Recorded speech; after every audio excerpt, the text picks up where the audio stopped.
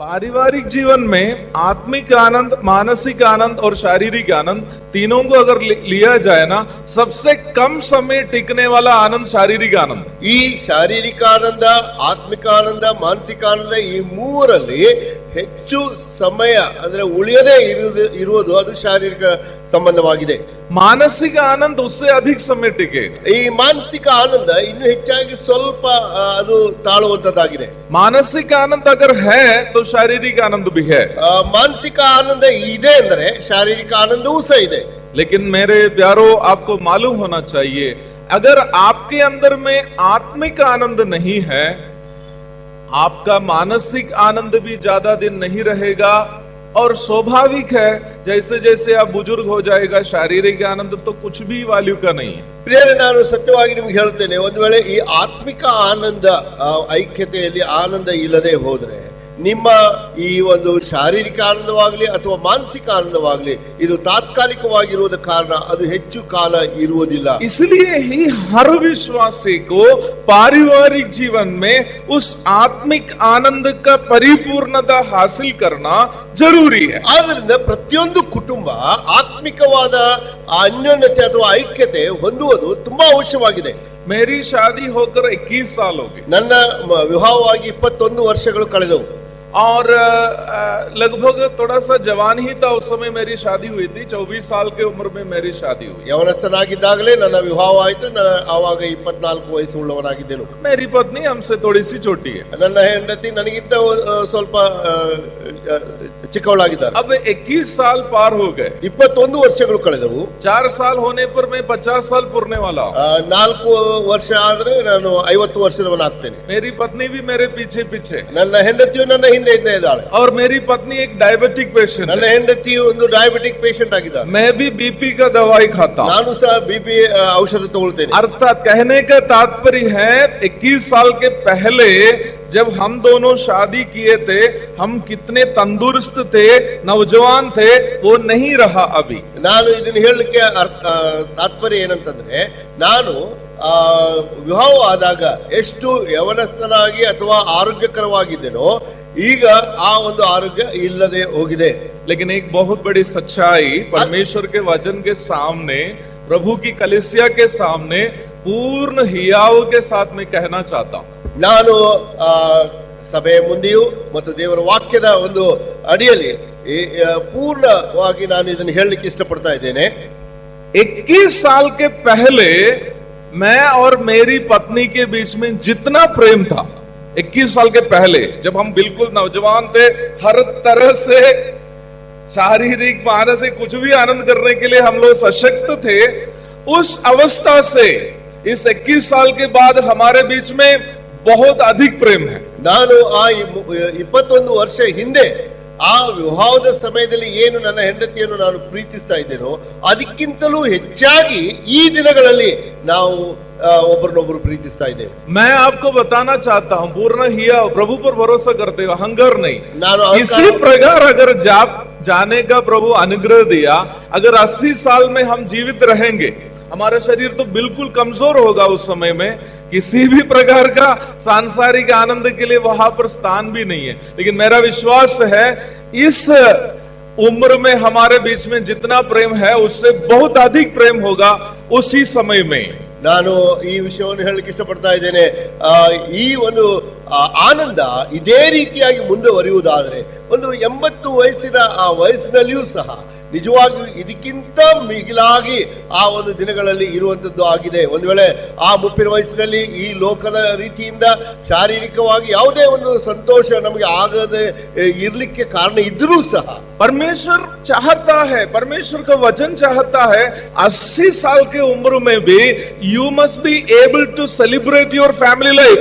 आपको अपना पारिवारिक जीवन को सेलिब्रेट कर पाना है. ದೇವರ ವಾಕ್ಯ ಈ ರೀತಿಯಾಗಿ ನಮ್ಮನ್ನು ಪ್ರೋತ್ಸಾಹಿಸುತ್ತದೆ. ನೀನು 80 ವಯಸ್ಸಿನವರ ಕುಟುಂಬ ಜೀವಿತವಾಗಿ ಇರುವುದಾದರೂ ಸಹ ಆ ಕುಟುಂಬ ಜೀವಿತವನ್ನು ಸಂಭ್ರಮಿಸಬೇಕು. सेलिब्रेशन का मतलब केक काटने के बारे में मैं नहीं बोल रहा. ಸಂಭ್ರಮಿಸುವುದಂದ್ರೆ ನಾನು ಕೇಕ್ ಕಟಿಂಗ್ ಮಾಡೋದು ಹೇಳ್ತಾ ಇಲ್ಲ. रोज लड़ाई करने के बाद एक दिन केक काटने से कुछ फायदा नहीं है. ದಿನಾಲು ಜಗಳ ಆಡೋದು ಮತ್ತು ಒಂದು ದಿವಸ ಕೇಕ್ ಕಟ್ ಮಾಡೋದು ಆನಿವರ್ಸರಿ ದಿವಸ ಅದು ಸರಿ ಅಲ್ಲ. मैं पारिवारिक जीवन का उस आनंद के विषय में बता रहा हूं. ನಾನು ಕುಟುಂಬ ಜೀವಿತದ ಆನಂದದ ವಿಷಯದಲ್ಲಿ ಹೇಳ್ತಾ ಇದ್ದೇನೆ. हाँ, उसी एकता के विषय में एफेसियों की पत्री 5 की 31 में प्रभु का दास बता रहा. ಇದೇ ಎಫೆಸ ಬರೆದ ಪತ್ರಿಕೆ 5ನೇ ಅಧ್ಯಾಯ 31ನೇ ವಾಕ್ಯದಲ್ಲಿ ದೇವದಾಸರು ಹೇಳ್ತಾ ಇದ್ದಾರೆ.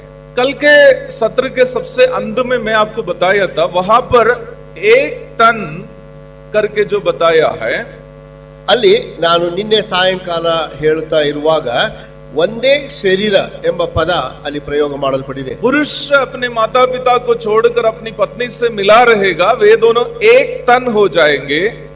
ಪುರುಷನು ತಂದೆ ತಾಯಿಗಳನ್ನು ಬಿಟ್ಟು ತನ್ನ ಹೆಂಡತಿಯನ್ನು ಸೇರಿಕೊಳ್ಳುವನು, ಅವರಿಬ್ಬರು ಒಂದೇ ಶರೀರವಾಗುವರು. वहां एक तन करके जो शब्द का इस्तेमाल किया, वह तन के लिए यूनानी में सार्का करके एक शब्द का उपयोग किया है. ಆ ಒಂದು ಶರೀರ ಎಂಬ ಆ ಶರೀರಕ್ಕೆ ಆ ಪದ ಗ್ರೀಕ್ ಭಾಷೆಯಲ್ಲಿ ಸಾರ್ಕಾ ಎಂಬ ಪದ ಪ್ರಯೋಗ ಮಾಡಲ್ಪಟ್ಟಿದೆ. नॉर्मल यूनानी में उसका अर्थ तन ही है. ಅದು ಶರೀರವೇ ಆ ಒಂದು ಹೆಸರು ಇದೆ ಅದಕ್ಕೆ. लेकिन यूनानी का जो साहित्य भाषा है, पौराणिक यूनानी भाषा, उसी में इस शब्द का अर्थ जो है ए स्टोन कॉफिन अथवा एक पत्थर का शवपट्टी है. ನಾವು ಈ ಶರೀರ ಎಂಬ ಆ ಒಂದು ಪದ ಒಂದು ಗ್ರೀಕ್ ಪದದ ಪ್ರಾಚೀನ ಪದದಲ್ಲಿ ಸಾಹಿತ್ಯಿಕವಾಗಿ ಅದನ್ನು ಈ ರೀತಿಯಾಗಿ ಭಾಷಾಂತರ ಮಾಡಲ್ಪಟ್ಟಿದೆ. ಅದು ಒಂದು ಕಲ್ಲಿನ ಶವ ಪೆಟ್ಟಿಗೆ ಆಗಿದೆ. आप जानते हैं पौलुस बहुत बड़ा एक भाषा विज्ञानी था. ನಿಮಗೆ ಗೊತ್ತಿದೆ ಪೌಲನು ಆತನು ಭಾಷಾ ಪಂಡಿತನಾಗಿದ್ದನು. तो पौलुस बहुत बड़े बड़े आत्मिक अर्थों को लाने के लिए सीमित शब्दों का इस्तेमाल करते. ಪೌಲನು ಆತ್ಮಿಕ ವಿಷಯಗಳನ್ನು ಅನೇಕ ಬಾರಿಗೆ ಎಲ್ಲರಿಗೂ ತಿಳಿದು ಬರಲಿ ಆಗ್ಲೆಂದು ಕೆಲವು ಪದಗಳನ್ನು ಮಾತ್ರ ಉಪಯೋಗಿಸಿ ಅದನ್ನು ಉಲ್ಲೇಖ ಮಾಡಿದ್ದಾನೆ. आप पंडित लोगों का, ज्ञानियों का स्वभाव जानते हैं. ಈ ಪಂಡಿತರ ಸ್ವಭಾವ ನಿಮಗೆ ಗೊತ್ತಿದೆ. वो लोग अटर पटर बहुत बोलते नहीं है. ಅವರು ಹೆಚ್ಚು ಮಾತಾಳಿಗೆ ಹಾಗೆ ಮಾತಾಡುವುದಿಲ್ಲ. वो लोग कम बोलते हैं. ಅವರು ಕೆಲವು ಶಬ್ದಗಳನ್ನು ಮಾತಾಡ್ತಾರೆ. उसमें बहुत सारी बातें समावेश करते हैं. ಆ ಒಂದು ಶಬ್ದದಲ್ಲಿ ಅನೇಕ ವಿಷಯಗಳು ಸಮಾವೇಶಗೊಂಡಿರುತ್ತವೆ. पौलुस एक बहुत बड़ा ज्ञानी था. ಪೌಲನು ಒಬ್ಬ ದೊಡ್ಡ ತತ್ವಜ್ಞಾನಿ ಆಗಿದ್ದನು. कई भाषा जानते थे. ಆತನ ಅನೇಕ ಭಾಷೆಗಳು ಗೊತ್ತಿತ್ತು. वो एक भाषा ज्ञानी था, ಭಾಷೆಯ ತತ್ವಜ್ಞಾನಿ ಆಗಿದ್ದನು. तो पौलुस बहुत ही खास करके वहां पर सार्का करके शब्द लाया है. आपको पारिवारिक जीवन का उस परिपूर्ण आनंदता में आने के लिए you must have to become a सार्का, you must have to become a stone coffin. आपको उस स्टोन कॉफिन, पत्थर के शवपट्टी में आ जाना होगा, पति और पत्नी को. ಈ ಕುಟುಂಬ ಜೀವಿತದ ಸಂತೋಷಕ್ಕಾಗಿ ಅಪೊಸ್ತಲನಾದ ಪೌಲನು ದೇವರ ಆತ್ಮನ ಸಹಾಯದಿಂದ ಈ ಪದ ಪ್ರಯೋಗವನ್ನು ಮಾಡಿ, ಅದು ನಾನು ನೀನು ಅಥವಾ ಕುಟುಂಬದವರು, ನಾವು ಗಂಡ ಹೆಂಡತಿ, ಅವರು ಸಾರ್ಕಾ ಎಂಬ ಆ ಪದಕ್ಕೆ ಅನುಸಾರವಾಗಿ ಕಲ್ಲಿನ ಆ ಶವಪೆಟ್ಟಿಗೆ ಹಾಗೆ ಆಗಬೇಕು. हाँ, लेकिन ये शवपट्टी में आप जल्दी नहीं पहुंचेंगे. ಆದ್ರೆ ಈ ಶವಪೆಟ್ಟಿಗೆಯಲ್ಲಿ ನಾವು ಅಷ್ಟು ಬೇಗನೆ ಹೋಗ್ಲಿಕ್ಕಿಲ್ಲ. शवपट्टी बोलते ही सबका चेहरा एकदम उदास हो गया. ಆ ಶವ ಪೆಟ್ಟಿಗೆ ಎಂದು ಹೇಳಿದ ಕೂಡಲೇ ನಿಮ್ಮ ಮುಖಗಳು ಎಷ್ಟೋ ಇಳಿದು ಹೋಯಿತು. हम लोग तो चाह रहे थे ये ब्रदर आकर ज्यादा दिन जीने की बात कहेंगे. ನಾವು ತಿಳ್ಕೊಂಡಿದ್ದು ಸಹೋದರರು ಕೆಲವು ಹೆಚ್ಚು ದಿನ ನಾವು ಜೀವಿಸಲಿಕ್ಕೆ ಏನಾದರೂ ಮಾರ್ಗ ಹೇಳುವರು. लेकिन ये बिहार से आकर बोल रहे हम सब शवपट्टी में आना. ಇದು ಸಹೋದರು ಬಿಹಾರದಿಂದ ಬಂದು ಈಗ ಶವದ ಪೆಟ್ಟಿಗೆಯಲ್ಲಿ ನಾವು ಇರಬೇಕೆಂದು ಹೇಳುದಾದ್ರೆ, मेरे प्यारो ये मैं नहीं बताया, ಪ್ರಿಯರೇ ನಾನು ಇದನ್ನು ಹೇಳ್ತಾ ಇಲ್ಲ, ये परमेश्वर का वचन बता ದೇವರ ವಾಕ್ಯವೇ ಇದನ್ನು ನಿಮಗೆ ಹೇಳ್ತಾ ಇದೆ. हम देखेंगे ये शवपट्टी क्या है. ಈ ಶವದ ಪೆಟ್ಟಿಗೆ ಅಂದ್ರೆ ಏನು ನಾವು ನೋಡೋಣ. लेकिन एफेसियों की पत्री 5वां अध्याय में आ जाइएगा. ಎಫೆಸ ಬರೆದ ಪತ್ರಿಕೆ 5ನೇ ಅಧ್ಯಾಯಕ್ಕೆ ನಾವು ಬರೋಣ. वो पूरे अध्याय से जाएंगे तो ये शवपट्टी, स्टोन कॉफिन, सार्का में पहुंचते हुए आपको 3 चरण पार करना होगा. ಈ ಒಂದು ಅಧ್ಯಾಯವನ್ನು ನೀವು ಅಧ್ಯಯನ ಮಾಡುವಾಗ ಈ ಶವದ ಪೆಟ್ಟಿಗೆ ತನಕ ಬರಬೇಕಾದ್ರೆ 3 ಹಂತಗಳು ದಾಟಿ ಹೋಗಬೇಕು. एक विश्वासी को पारिवारिक जीवन के इस शवपट्टी तक आने के लिए 3 चरण पार करना है. ಒಬ್ಬ ವಿಶ್ವಾಸಿ ಕುಟುಂಬ ಜೀವಿತದಲ್ಲಿ ಆತನು ಜೋಡಿಸಲ್ಪಡುವಾಗ ಈ ಶವದ ಪೆಟ್ಟಿಗೆ ತನಕ ಬರಲಿಕ್ಕೆ ಮೂರು ಹಂತಗಳು ದಾಟಿ ಬರಬೇಕು. मैं सबसे पहले वो 3 चरण आपको दिखाना चाहता हूँ. ಪ್ರಥಮ ಬಾರಿಗೆ ನಾನು ಮೂರು ಆ ಹಂತಗಳನ್ನು ನಿಮಗೆ ಹೇಳ್ತೇನೆ. उसके बाद मैं आपको बताऊंगा वो. ಆಮೇಲೆ ಅದನ್ನು ಮುಂದೆ ವಿಶ್ಲೇಷಣೆ ಮಾಡುತ್ತೇನೆ. पहला जो है एफेसियों की पत्री 5 के 2 में देखते हैं. ನಾವು ಎಫೆಸದ ಪತ್ರಿಕೆ 5ನೇ ಅಧ್ಯಾಯ 2ನೇ ವಾಕ್ಯದಲ್ಲಿ ಈ ರೀತಿಯಾಗಿ ಓದ್ತೇವೆ. वहाँ हम देखते हैं वॉक इन लव, प्रेम में चलो. ಅಲ್ಲಿ ನಂಬಿಕೆಯಲ್ಲಿ ನೀವು ಪ್ರೀತಿಯಲ್ಲಿ ನಡೆದುಕೊಳ್ಳಿರಿ. दूसरा जो है एफेसियों की पत्री 5 की 21 में देखते हैं be subject to one another, एक दूसरे के अधीन रहो. 5ನೇ ಅಧ್ಯಾಯ 21ನೇ ವಾಕ್ಯದಲ್ಲಿ ಒಬ್ಬರಿಗೊಬ್ಬರು ವಿನಯವುಳ್ಳವರಾಗಿ ನಡೆದುಕೊಳ್ಳಿರಿ. ये दोनों चरण के बाद में 5 की 31 में आते हैं बिकम वन फ्लश, एक तन हो जाना. ಆಮೇಲೆ ನಾವು ಈ ಎರಡು ಹಂತಗಳು ಆದಮೇಲೆ 31ನೇ ವಾಕ್ಯಕ್ಕೆ ಬರುವುದಾದ್ರೆ ಒಂದೇ ಶರೀರ ಆಗಿರುವುದು. हाँ, तो पहला चरण है प्रेम में चलना. ಮೊದಲನೇ ವಿಷಯ ಅದು ಪ್ರೀತಿಯಲ್ಲಿ ನಡೆದುಕೊಳ್ಳಿರಿ. आप एफेसियों की पत्री का 5 का 1 से लेकर 21 तक के पद देखिएगा, वो परिवार के लिए नहीं बताया. ನೀವು ಒಂದು ವೇಳೆ 5ನೇ ಅಧ್ಯಾಯ ಎಫೆಸದ ಪತ್ರಿಕೆ ಅದರ ಮೊದಲನೇ ವಾಕ್ಯದಿಂದ 21ನೇ ವಾಕ್ಯದ ಓದುವುದಾದ್ರೆ ಅದು ಕುಟುಂಬದ ವಿಷಯದಲ್ಲಿ ಅಲ್ಲಿ ಉಲ್ಲೇಖನೇ ಇಲ್ಲ. 22 पद से पौलुस परिवार के बारे में चर्चा कर रहा है. ಅಲ್ಲಿ 22ನೇ ವಾಕ್ಯದಿಂದ ಕುಟುಂಬದ ವಿಷಯದಲ್ಲಿ ಮಾತಾಡುತ್ತಾ ಇದ್ದಾನೆ. 1 से 21 तक के पद में जो भी बातें बताइए वो सभी विश्वासी के लिए. ಈ 1ರಿಂದ 21 ವಾಕ್ಯ ಅದು ಪ್ರತಿಯೊಬ್ಬ ವಿಶ್ವಾಸಿಗೆ ಇರುವಂತ ವಾಕ್ಯವಾಗಿದೆ. हाँ, वो भाग में पौलुस बता रहा है प्रेम में चलो.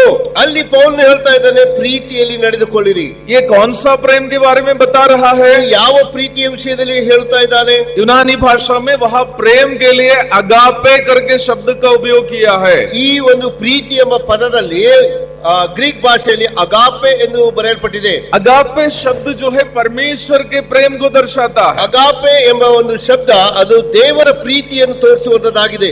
हर एक विश्वासी को प्रेम में चलना है. ಪ್ರತಿಯೊಬ್ಬ ವಿಶ್ವಾಸಿ ಆತನು ಪ್ರೀತಿಯಲ್ಲಿ ನಡೆಯಬೇಕು. परमेश्वर के प्रेम में, ದೇವರ ಪ್ರೀತಿಯಲ್ಲಿ. परमेश्वर के प्रेम किसके पास है? ದೇವರ ಪ್ರೀತಿ ಯಾರ ಹತ್ರ ಇದೆ? मैं बताया था, ನಾನು ಹೇಳಿದೆ, भूल गया. परमेश्वर के प्रेम किसके पास है? ದೇವರ ಪ್ರೀತಿ ಯಾರ ಹತ್ರ ಇದೆ? अरे भूल गया. ಬರ್ತೋಗ್ರಿ. किसके पास है? आप लोग किसी के पास नहीं है. ನಿಮ್ಮಲ್ಲಿ ಯಾರಲ್ಲಿ ಇಲ್ಲ? किसी के पास नहीं है. ಯಾರ ಹತ್ರನೂ ಇಲ್ಲ. तब तो दिक्कत है. परमेश्वर के प्रेम किसके पास है? किसको मिलता है? परमेश्वर का प्रेम परमेश्वर के पास है, वो तो जानते हैं. हम लोगों में किसके पास है वो मैं पूछ रहा हूं. ದೇವರ ಪ್ರೀತಿ ದೇವರಲ್ಲಿ ಇದೆ ಸರಿ, ಆದ್ರೆ ನಮ್ಮಲ್ಲಿ ಯಾರಲ್ಲಿ ಆ ದೇವರ ಪ್ರೀತಿ ಇದೆ? हैं? उद्धार पाए. बोला उद्धार पाए हुए लोगों के पास बोला है ना. बोला. ऐसा नहीं कि आप अपना कलीसिया को बचा रहा है. उद्धार पाए हुए लोगों के पास परमेश्वर का प्रेम है. ರಕ್ಷಿಸಲ್ಪಟ್ಟವರ ಹತ್ರ ದೇವರ ಪ್ರೀತಿ ಇದೆ. परमेश्वर का प्रेम हमारे मनों में कौन डालता है? ದೇವರ ಪ್ರೀತಿ ನಮ್ಮಲ್ಲಿ ಯಾರು ಹಾಕುತ್ತಾರೆ? हाँ? पवित्र आत्मा. ಪವಿತ್ರ ಆತ್ಮ. कहाँ लिखा है? ಎಲ್ಲಿ ಬರೆಯಲ್ಪಟ್ಟಿದೆ? ऐसे नहीं चलेगा. कहाँ लिखा है? ಎಲ್ಲಿ ಬರೆದಿದೆ? एफेसियों में नहीं, रोमन्स 5 4 या 5 होगा. हिंदी अनुवाद में थोड़ा अगल बगल हो जाता है. 5 है ना. वहां लिखा है पवित्र आत्मा हमारे मनों में परमेश्वर का प्रेम डालता है. ಪರಿಶುದ್ಧಾತ್ಮನು ದೇವರ ಪ್ರೀತಿಯನ್ನು ಸುರಿಸುತ್ತಾನೆಂದು ಬರೆಯಲ್ಪಟ್ಟಿದೆ. हाँ, ये पवित्र आत्मा किसके अंदर है? ಈ ಪರಿಶುದ್ಧಾತ್ಮನು ಯಾರಲ್ಲಿದ್ದಾನೆ? चलो उद्धार पाया. ಯಾರು ರಕ್ಷಣೆ ಹೊಂದಿದ್ದಾರೋ ಅವರಲ್ಲಿದ್ದಾನೆ. कहाँ लिखा है? ಎಲ್ಲಿ ಬರೆಯಲ್ಪಟ್ಟಿದೆ? नहीं चलेगा, बोलना होगा. ಹೇಳಬೇಕು, ವಾಕ್ಯ ಎಲ್ಲಿದೆ ಹೇಳಬೇಕು. मैं मेहनत करके आपको बता रहा तो आपको सीखना होगा ना. ನಾನು ಕಷ್ಟಪಟ್ಟು ಇದನ್ನು ಕಲಿಸುತ್ತಾ ಇರುವಾಗ ನೀವು ಕಲಿಬೇಕಲ್ಲ, ನೀವು ಅದನ್ನು ಕಷ್ಟಪಡಬೇಕಲ್ಲ. हाँ, किसके पास पवित्र आत्मा है? ಪರಿಶುದ್ಧಾತ್ಮನು ಯಾರಲ್ಲಿದ್ದಾನೆ? हमारा मतलब है उद्धार पाए हुए लोग ಯಾರು ರಕ್ಷಣೆ ಹೊಂದಿದ್ದಾರೋ ಅವರಲ್ಲಿದ್ದಾರೆ. कहाँ लिखा है? ಎಲ್ಲಿ ಬರೆಯಲ್ಪಟ್ಟಿದೆ? देखिए मेरे पास अभी 20 ही मिनट बचा है. अभी सार का क्या है मैं इसमें भी नहीं बताऊंगा अगर आप नहीं बोलेगा. ಸಾರ್ಕ ಬಗ್ಗೆ ಹೇಳಬೇಕಾಗಿದೆ. ನೀವು ಒಂದ್ ವೇಳೆ ಪ್ರೀತಿ ಹೇಳದಿದ್ರೆ ಮತ್ತೆ ಸಾರ್ಕ ಹೇಳಲಿಕ್ಕೆ ಆಗುದಿಲ್ಲ. शाम में गॉस्पेल मीटिंग है. ಸಾಯಂಕಾಲ ಗಾಸ್ಪಲ್ तो ಮೀಟಿಂಗ್ ಇದೆ. शाम में भी आप नहीं सुनेंगे. ಸಾಯಂಕಾಲನೂ ಅದು फिर आपको कल तक इंतजार करना पड़ेगा सार का क्या है जानने के लिए. ನಾಳೆ ಮತ್ತೆ ನೀವು ಯೋಚನೆ ಮಾಡ್ಬೇಕು, ನಾಳೆ ಸಾರ್ಕ ಅಂದ್ರೆ ಏನಂತ ಇವ್ರು ಹೇಳುವರು. रात में आप चैन से नहीं सो पाएंगे. ರಾತ್ರಿ ನಿಮ್ಗೆ ನಿದ್ದೆ ಬರ್ಲಿಕ್ಕಿಲ್ಲ ಪ್ರಿಯರೇ. इसलिए जल्दी जवाब दीजिए. ಬೇಗನೆ ಉತ್ತರ ಹೇಳ್ರಿ. कहाँ लिखा है उद्धार पाने वाले को पवित्र आत्मा मिलता है? ಈ ಒಂದು ರಕ್ಷಣೆ ಹೊಂದಿದವರಿಗೆ ಪರಿಶುದ್ಧಾತ್ಮ ಸಿಗುತ್ತಾನೆ. 113 Ephesians 113 ब्रदरन लोग अंडरग्राउंड करना, आप लोग को भटकाने वाले लोग गांव समाज में. ಈ ಲೋಕದಲ್ಲಿ ತುಂಬಾ ಜನರಿದ್ದಾರೆ, ನಿಮ್ಮನ್ನು ಮೋಸಗೊಳಿಸುವವರು ಆಗಿದ್ದಾರೆ. ಹಾಗಾಗಿ ಈ ವಾಕ್ಯ ನೆನಪಿರಲಿ. ಪರಿಶುದ್ಧಾತ್ಮನು ಯಾವಾಗ ಸಿಗುತ್ತಾನೆ? 1 ಎಫೆಸರ ಪತ್ರಿಕೆ 1ನೇ ಅಧ್ಯಾಯ 13-14.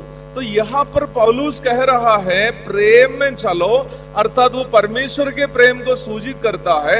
तो ये किसको कह रहा है पौलुस की प्रेम में चलो? ಪೌಲನು ದೇವರಾತ್ಮನ ಸಹಾಯದಿಂದ ಹೇಳ್ತಾ ಇದ್ದಾನೆ, ನೀವು ಪ್ರೀತಿಯಲ್ಲಿ ನಡೆದುಕೊಳ್ಳಿರಿ. ದೇವರ ಪ್ರೀತಿಯಲ್ಲಿ ಅಂದ್ರೆ ಯಾರಿಗೆ ಆತನು ಹೇಳ್ತಾ ಇದ್ದಾನೆ? दुनिया के हर आदमी के लिए नहीं बताया. ಈ ಲೋಕದಲ್ಲಿರುವಂತ ಎಲ್ಲಾ ಜನರಿಗೆ ಇದನ್ನು ಹೇಳ್ತಾ ಇಲ್ಲ. दुनिया के हर आदमी इस प्रेम में नहीं चल सकता.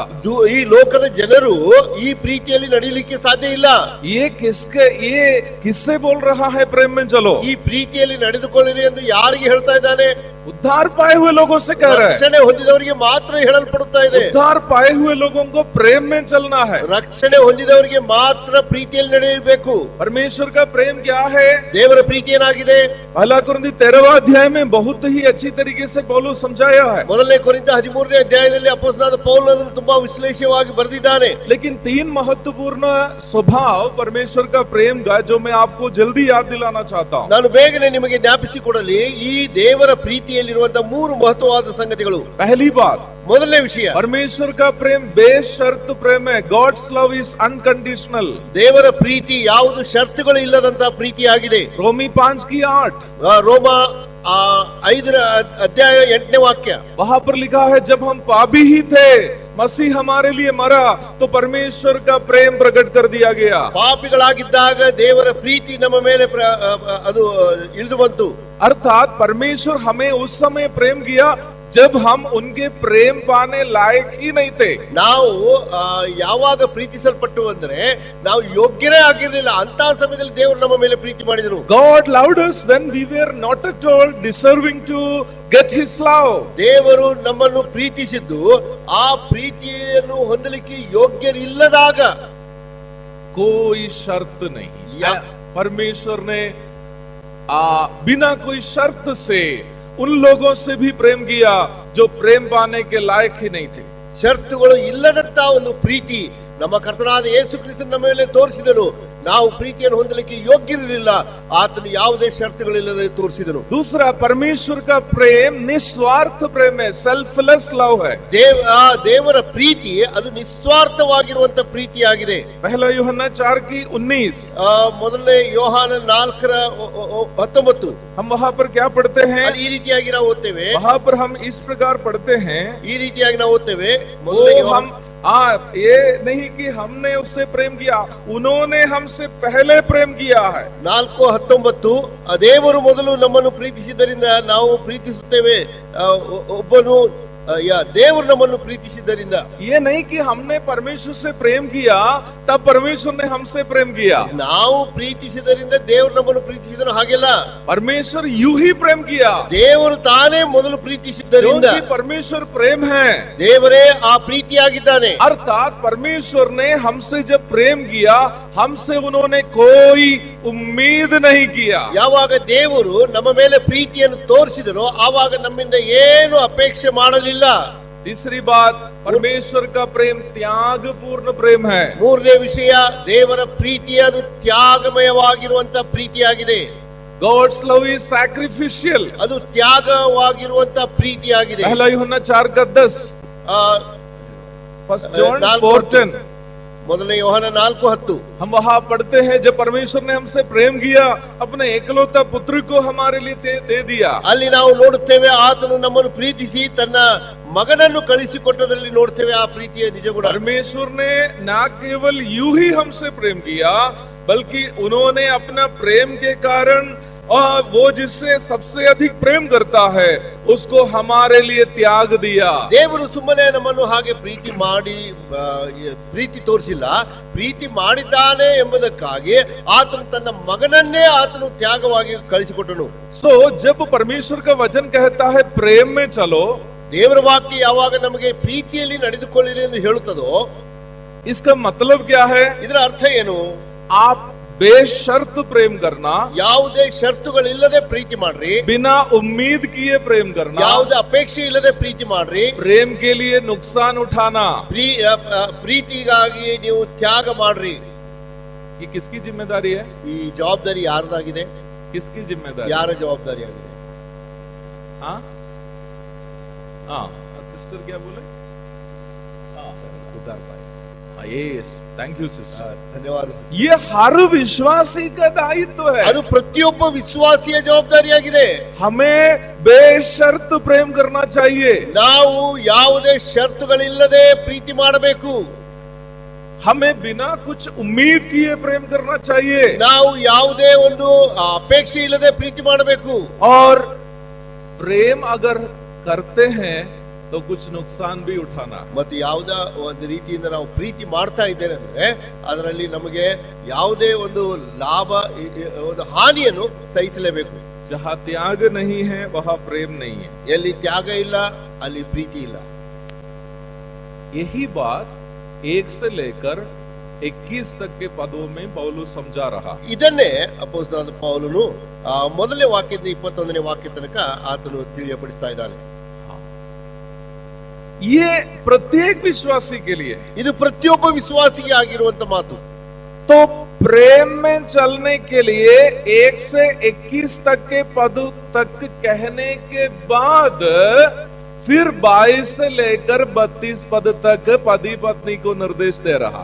ಈ 1ರಿಂದ 21 ವಾಕ್ಯದಲ್ಲಿ ಆ ಪ್ರೀತಿಯ ವಿಷಯದಲ್ಲಿ ಹೇಳಿದ ಮೇಲೆ ಆತನು 22ರಿಂದ 32ನೇ ವಾಕ್ಯ ತನಕ ಕುಟುಂಬಕ್ಕೆ, ಗಂಡ ಹೆಂಡತಿಗೆ ಹೇಳ್ತಾ ಇದ್ದಾನೆ. इसका मतलब 22 से 32 तक के भाग में पति पत्नी के लिए जो भी निर्देश दिया है वो कौन पालन कर पाएंगे? ಈ 22ನೇ ವಾಕ್ಯದಿಂದ 32ನೇ ವಾಕ್ಯದಲ್ಲಿ ಈ ಗಂಡ ಹೆಂಡತಿಗೆ ಹೇಳಿದ ವಿಷಯಗಳು ಅದನ್ನು ಯಾರು ಪಾಲಿಸಬೇಕು? कौन पालन कर पाएंगे? ಯಾರು ಪಾಲಿಸಲಿಕ್ಕೆ ಸಾಧ್ಯ? जो बेशर्त प्रेम करना आता है. ಯಾರಿಗೆ ಆ ಒಂದು ಷರತ್ತುಗಳಿಲ್ಲದೆ ಪ್ರೀತಿ ಮಾಡುತ್ತಾರೋ ಅವರಿಗೆ. जो बिना उम्मीद किए प्रेम करना जानता है. ಯಾವುದೇ ಅಪೇಕ್ಷೆ ಇಲ್ಲದಂತ ಪ್ರೀತಿ ಮಾಡುವುದಾದರೆ, जो अपना प्रेम के लिए त्यागना जानता है. ತನ್ನ ಪ್ರೀತಿ ಮಾಡುವುದರಿಂದ ತನ್ನದೆಲ್ಲವನ್ನು ಆತನು ಹಾನಿ ಮಾಡಿಕೊಳ್ಳುವುದಕ್ಕೆ ಸಿದ್ಧನಾಗುವುದು. ये प्रेम, अगापे प्रेम, परमेश्वर का प्रेम प्रैक्टिस करने वालों के लिए है.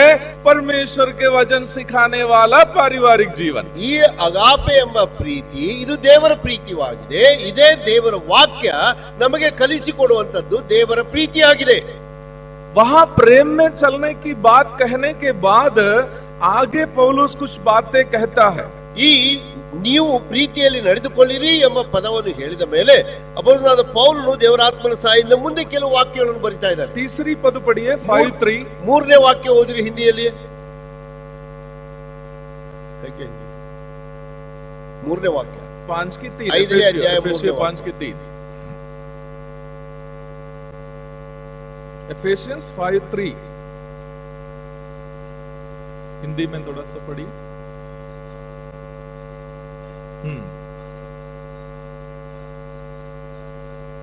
व्यभिचार और किसी प्रकार के अशुद्धता नहीं होना चाहिए.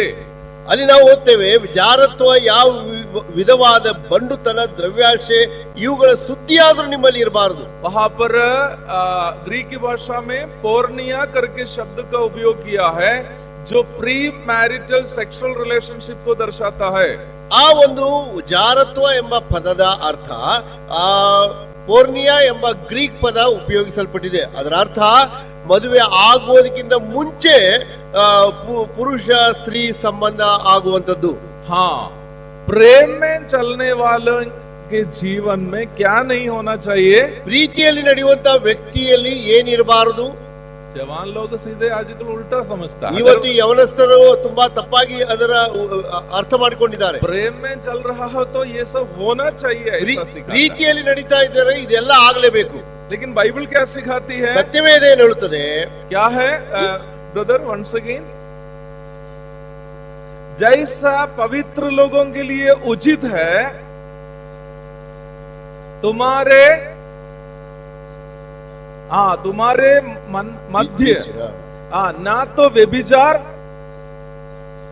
ना किसी प्रकार के अशुद्धता। मैंने आपको कहा व्यभिचार के लिए वहां पोर्निया करके ग्रीक वर्ड का उपयोग किया है, जो प्री मैरिटल सेक्सुअल रिलेशनशिप को दर्शाता है, विवाह पूर्व शारीरिक संबंध को दर्शाता है। बाइबल कहती है जो परमेश्वर के प्रेम में जीवन बिताते हैं, उद्धार पाए हुए जवान लोग, वो क्या नहीं करना चाहिए? विवाह के पूर्व किसी लड़के या लड़की के साथ शारीरिक संबंध में नहीं आना चाहिए। ಈ ಒಂದು ವಾಕ್ಯ ಪದದಿಂದ ನಾವು ಅರ್ಥ ಮಾಡಿಕೊಂಡಿರುವುದು, ಗ್ರೀಕ್ ಪದದಲ್ಲಿ ಅದು ಪೂರ್ಣಿಯ ಎಂಬ ಪದ ಹೇಳಿದ್ರು ಸಹ ಅದನ್ನು ಮುಂದೆ ನಾವು ವಿವಾಹಕ್ಕಿಂತ ಮುಂಚೆ ಯಾವುದೇ ಶಾರೀರಿಕ ಸಂಬಂಧ ಮಾಡಬಾರದು, ಆ ಒಂದು ಪ್ರೀತಿಯಲ್ಲಿ ನಡಿಕೊಳ್ಳುವ ಒಂದು ವಿಷಯ ಆಗಿದೆ। ಆದರೆ ಯಾವ ರಕ್ಷಣೆ ಹೊಂದಿದಂತ ಯವನಸ್ಥರು, ಹುಡುಗ ಹುಡುಗಿ ಆಗಲಿ, ಅವರು ಶಾರೀರಿಕ ಸಂಬಂಧ ಮಾಡಬಾರದು। उसके बाद वह अशुद्धता करके शब्द इस्तेमाल किया। ಅಲ್ಲಿ ಅಶುದ್ಧ ಎಂಬ ಪದ ಅಥವಾ ಕನ್ನಡದಲ್ಲಿ ಬಂಡುತನ ಎಂದು ಬರೆಯಲ್ಪಟ್ಟಿದೆ। अशुद्धता ಅಶುದ್ಧವಾಗಿರುವಂತಹ इंग्लिश में इम्प्यूरिटी करके दिया, ಅಲ್ಲಿ ಅಶುದ್ಧ ಎಂದು ಹೇಳಲ್ಪಟ್ಟಿದೆ। वहां पर ग्रीक में अकार्थोस करके एक शब्द का उपयोग किया है। ಅಕಾಥೋಸ್ ಎಂಬ ಒಂದು ಪದ ಗ್ರೀಕ್ ಭಾಷೆಯಲ್ಲಿ ಅದನ್ನು ಉಪಯೋಗಿಸಲ್ಪಟ್ಟಿದ್ದಾರೆ। उसका अर्थ है होमोसेक्सुअलिटी, समलैंगिकता। ಆ ಸಮಲಿಂಗ ಸಂಬಂಧ ಮಾಡುವಂತ ಕಾರ್ಯಕ್ಕೆ ಆ ಪದ ಉಪಯೋಗ ಮಾಡುತ್ತಾರೆ। अर्थात परमेश्वर के प्रेम में जीवन बिताने वाला, उद्धार पाए हुए लोगों के, विशेषकर जवानों के बीच में ना ही विवाह के पूर्व के शारीरिक संबंध होना चाहिए, ना ही समलैंगिकता अथवा ಹೋಮೋಸೆಕ್ಸುಯಾಲಿಟಿ ಹೋನಾ ಚಾಹಿಯೆ। ದೇವರ ಒಂದು ನಿಜವಾದ ನಂಬಿಕೆ ಇಟ್ಟು ರಕ್ಷಣೆ ಹೊಂದಿದಂತಹ ಯವನಸ್ಥರಲ್ಲಿ ಈ ರೀತಿಯಾಗಿರುವಂತಹ ಯಾವುದೇ ಒಂದು ಶಾರೀರಿಕ ಸಂಬಂಧ ಆಗಬಾರದು ವಿವಾಹಕ್ಕಿಂತ ಮುಂಚೆ, ಹಾಗೆ ಸಮಲಿಂಗ ಸಂಬಂಧವೂ ಸಹ ಮಾಡಬಾರದೆಂಬ ಈ ವಿಷಯ ಇಲ್ಲಿ ಉಲ್ಲೇಖಿಸಲ್ಪಟ್ಟಿದೆ। वैसे नीचे की ओर पढ़िएगा, ढेर सारे पापों की सूची वहां पर आप देख सकते हैं। ನೀವು ಕೆಳಗೆ ಹಾಗೆ ಓದುತ್ತಾ ಹೋಗುವುದಾದ್ರೆ ಅನೇಕ ಪಾಪದ ಒಂದು ಪಟ್ಟಿಯಲ್ಲಿ ನಾವು ಓದಬಹುದು। यारों मैं आपसे कहना चाहता हूं कि 1 से लेकर 21 तक के पद में पर्सनल सैंक्टिफिकेशन अथवा व्यक्तिगत पवित्र जीवन की अनिवार्यता के बारे में समझाए हुए हैं। 1 ರಿಂದ 21ನೇ ವಾಕ್ಯದಲ್ಲಿ ಅಲ್ಲಿ ವೈಯಕ್ತಿಕವಾಗಿ ಪರಿಶುದ್ಧತೆಯಾಗಿ ನಾವು ಇರುವುದ ವಿಷಯದಲ್ಲಿ ಹೇಳಲ್ಪಟ್ಟಿದೆ। बाइबल बताने वाला पारिवारिक जीवन उन लोगों के लिए है जो व्यक्तिगत जीवन में पवित्रता बनाए रखते हैं। ಈ ಸತ್ಯವೇದದಲ್ಲಿ ಈ ಒಂದು ಪರಿಶುದ್ಧತೆಯ ವಿಷಯದಲ್ಲಿ ಹೇಳಲ್ಪಟ್ಟಿರುವಂತದ್ದು ಅವರಿಗೆ ಹೇಳಲ್ಪಟ್ಟಿದೆ, ಯಾರು ಕರ್ತನನ್ನು ನಂಬಿ ಪವಿತ್ರವಾದ ಜೀವಿತ ಜೀವಿಸ್ತಾ ಇದ್ದಾರೆ ಅವರಿಗೆ ಹೇಳಲ್ಪಡುತ್ತಾ ಇದೆ। मैं स्पष्ट रूप में आपसे कहना चाहता हूं, विवाह उन भाई और बहन के बीच में होना चाहिए जो परमेश्वर के प्रेम से प्रभावित होकर व्यक्तिगत जीवन में पवित्रता बनाए रखते हैं। ವಿವಾಹವು ಅಂಥ ಜನರ ಮಧ್ಯದಲ್ಲಿ ಆಗಬೇಕು ಯಾರು ರಕ್ಷಿಸಲ್ಪಟ್ಟವರು, ಪರಿಶುದ್ಧವಾದ ಹುಡುಗ ಹುಡುಗಿಯಾಗಿದ್ದಾರೆ, ಅವರು ವಿವಾಹದಲ್ಲಿ ಸಂಬಂಧಪಟ್ಟು ಆ ಒಂದು ಪ್ರೀತಿಯಲ್ಲಿ ನಡೆದುಕೊಳ್ಳುವಂತಹ ಜೀವಿತ ಅವರದಾಗಿದೆ। मैंने आपसे कहा ये भाग सारे विश्वासियों के लिए है। ಈ ಭಾಗ ಓದುವುದಾದ್ರೆ ಇದು ಎಲ್ಲ ವಿಶ್ವಾಸಿಗಳಿಗೆ ಬರೆಯಲ್ಪಟ್ಟಂತ ವಾಕ್ಯವಾಗಿದೆ। इसलिए ये शादी किए हुए लोगों के लिए भी लागू है। ಇದು ಮದುವೆ ಮಾಡಿದವರಿಗೂ ಸಹ ವಾಕ್ಯ लागू ಆಗಿದೆ। आप पारिवारिक जीवन में ऑलरेडी जुटे हुए भी क्यों न हो, ಕುಟುಂಬ ಜೀವಿತದಲ್ಲಿ ನೀವು ಇದ್ದವರಾಗಿರಬಹುದು, आप पारिवारिक जीवन में आत्मिक आनंद का शिखर में पहुंचना यदि चाहता हो, व्यक्तिगत जीवन में पवित्रता बनाए रखना जरूरी है। ಕುಟುಂಬ ಜೀವಿತದಲ್ಲಿ ಆ ಆತ್ಮಿಕವಾದ ಒಂದು ಅನ್ಯೋನ್ಯತೆ ಅಥವಾ ಅದರ ಸಂತೋಷವನ್ನು ಅನುಭವಿಸಲಿಕ್ಕೆ ಅಪೇಕ್ಷಿಸುವಂತವರು ವೈಯಕ್ತಿಕವಾಗಿಯೂ ಮತ್ತು ಕುಟುಂಬದಲ್ಲಿ ಆ ಒಂದು ಪವಿತ್ರತೆಯನ್ನು ಕಾಪಾಡಿಕೊಳ್ಳುವುದು ತುಂಬಾ ಅವಶ್ಯವಾಗಿದೆ. हम लोग भारतीय पुरुषों की सब सोच क्या है? ಈ ಭಾರತೀಯರ ಒಂದು ಪುರುಷರ ಆಲೋಚನೆ ಏನಾಗಿದೆ? मेरी शादी के पहले मैंने आपसे कहा कि कुछ दिन मैं एक मिशन स्कूल में टीचर के रूप में भी काम किया. ನಾನು ಮುಂಚೆ ಹೇಳಿದ ಹಾಗೆ ನನ್ನ ವಿವಾಹದ ಮುಂಚೆ ನಾನು ಟೀಚರ್ ಆಗಿ ಕೆಲಸ ಮಾಡ್ತಾ ಇದ್ದೆ. तो वहाँ पे जो प्रिंसिपल सर था, जो उस स्कूल के मालिक भी हैं, तो वो जिस घर में रहता था उसी के एक पोर्शन में हम लोग टीचर लोग भी रहते थे. ಒಂದು ಶಾಲೆಯ ಆ ಒಂದು ಪ್ರಿನ್ಸಿಪಾಲ್ ಆ ಶಾಲೆಯ ಮಾಲೀಕರು ಸಹ ಆಗಿದ್ರು. ಅಲ್ಲಿ ಒಂದು ಬದಿಗೆ ಆ ಶಾಲೆ ಬದಿಗೆ ಒಂದು ಕೋಣೆಯಲ್ಲಿ ನಾವು ವಾಸ ಮಾಡ್ತಾ ಇದ್ದೀವಿ ಟೀಚರ್ಗಳು. तो ये उन लोगों के साथ हम लोग रहने के कारण ये हम लोग उनको अंकल आंटी बुलाते थे. तो अंकल आंटी के पारिवारिक जीवन में क्या क्या होता है ये सब हम जवान लोग भी देखते हैं. मतलब अगर कोई मतभेद होता हो, थोड़ा बहुत हल्का बुल्का आवाज आती है तो हम लोग भी सुनते हैं.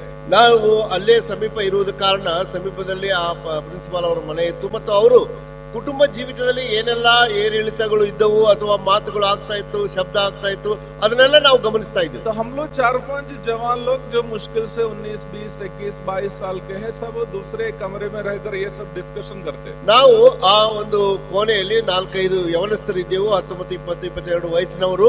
ನಾವು ಈ ಒಂದು ವಿಷಯವನ್ನು ಚರ್ಚೆ ಮಾಡ್ತಾ ಇದ್ದೆವು. डिस्कशन में अक्सर क्या निष्कर्ष निकलता था मालूम है? ಈ ಚರ್ಚೆಯಲ್ಲಿ ಕೊನೆಗೆ ಅದರ ಪರಿಣಾಮ ಅಥವಾ ಅದರ ಫಲಿತಾಂಶ ಏನಿರ್ತಿತ್ತಂದ್ರೆ, शादी थोड़ा होने दो, ಮದುವೆ ಆಗ್ಲಿ, अगर मेरे साथ वो ऐसा व्यवहार करेगी ना, ನನ್ನ ಜೊತೆಗೆ ಆಕೆ ಹಾಗೆ ವರ್ತನೆ ಮಾಡಿದರೆ एक ही दिन में मैं उसको सुधार दूंगा. ಒಂದೇ ದಿನದಲ್ಲೇ ಆಕೆಗೆ ಸರಿ ಪಾಠ ಕಲಿಸ್ತೇನೆ. कभी कभी हम लोग इतना साहस भी करता था कि 40 साल के अंकल को हम लोग जाके एडवाइस भी देते थे. ಈ 40 ವರ್ಷದ ಅಂಕಲ್ಗೆ ಹೋಗಿ ನಾವು ಕೆಲವೊಂದು ಸಾರಿ ಹೋಗಿ ಆಲೋಚನೆಗಳನ್ನ ಹೇಳ್ತಾ ಇದ್ವಿ. क्या अंकल ऐसा हाथ थोड़ा मजबूत है ना, ಅಂಕಲ್ ನಿಮ್ ಕೈ ಇಷ್ಟು ಬಲಾಢ್ಯ ಆಗಿದೆಯಲ್ಲ. अंकल मुस्कुराते हुए क्या कहता था मालूम है? ಅಂಕಲ್ ನಗ್ತಾ ನಮ್ ಜೊತೆ ಏನ್ ಹೇಳ್ತಾ ಇದ್ರು ಗೊತ್ತಾ? एक बार शादी कर लोगे ना, ಒಂದ್ಸಾರಿ ಮದುವೆ ಆಗ್ರಿ, तुम लोग का सारा डाउट दूर हो जाएगा. ನಿಮ್ಮ ಎಲ್ಲಾ ಸಂಶಯ ದೂರ ಆಗ್ತದೆ. 2 सप्ताह पहले एक कॉन्फ्रेंस में मुझे फैमिली का क्लास लेना था, मेरे सामने अंकल बैठा हुआ था. तो मैंने बताया जो मैं आपको अभी सिखा रहा हूँ ना, हमको 20 साल पहले अंकल बताया था, तुम सब सीख लोगे, एक बार शादी को नहीं दो. ಒಂದು ಕುಟುಂಬದ ಶಿಬಿರದಲ್ಲಿ ನಾನು ಅದನ್ನು ಹೇಳಲಿಕ್ಕೆ ಇರುವಾಗ ಅಂಕಲ್ ಅಲ್ಲಿ ಮುಂದೆ ಕೂತಿದ್ರು. ನಾನು ಹೇಳಿದೆ ಒಂದು ಸಾರಿ ಮದುವೆ ಆಗಲಿ, ಆವಾಗ ಗೊತ್ತಾಗುತ್ತದೆ ಏನಾಗುತ್ತದೆ. हम लोग भारतीय पुरुष लोग सब शादी करने के इंतजार है पत्नी को सुधारने के लिए.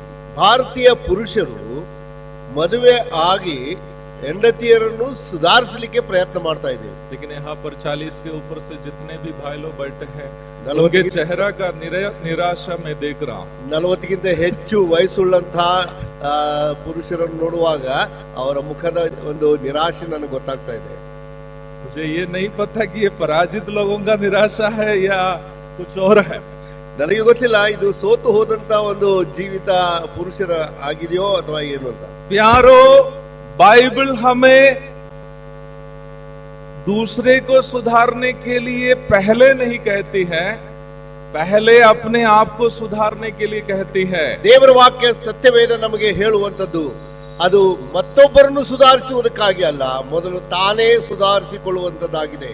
हाँ, वो दूसरे को सुधारने के लिए कहा है, लेकिन वो कैसे है मैं थोड़ा बाद में बताऊं. ಮತ್ತೊಬ್ಬರನ್ನು ಸುಧಾರಿಸಬೇಕೆಂದು ಹೇಳಲ್ಪಟ್ಟಿದೆ, ಆದ್ರೆ ಹೇಗೆ ಅದನ್ನು ಮಾಡಬೇಕು? बाइबल व्यक्तिगत जीवन में पवित्रता बनाए रखने को अधिक महत्व दिया. ಸತ್ಯವೇದ ದೇವರ ವಾಕ್ಯ ಅದು ವೈಯಕ್ತಿಕವಾಗಿ ಹೆಚ್ಚಾಗಿ ನಾವು ಪವಿತ್ರವಾಗಿ ಜೀವಿಸಬೇಕೆಂಬುದೇ ಹೆಚ್ಚಾಗಿ ಒತ್ತಿ ಹೇಳುವಂತದ್ದಾಗಿದೆ.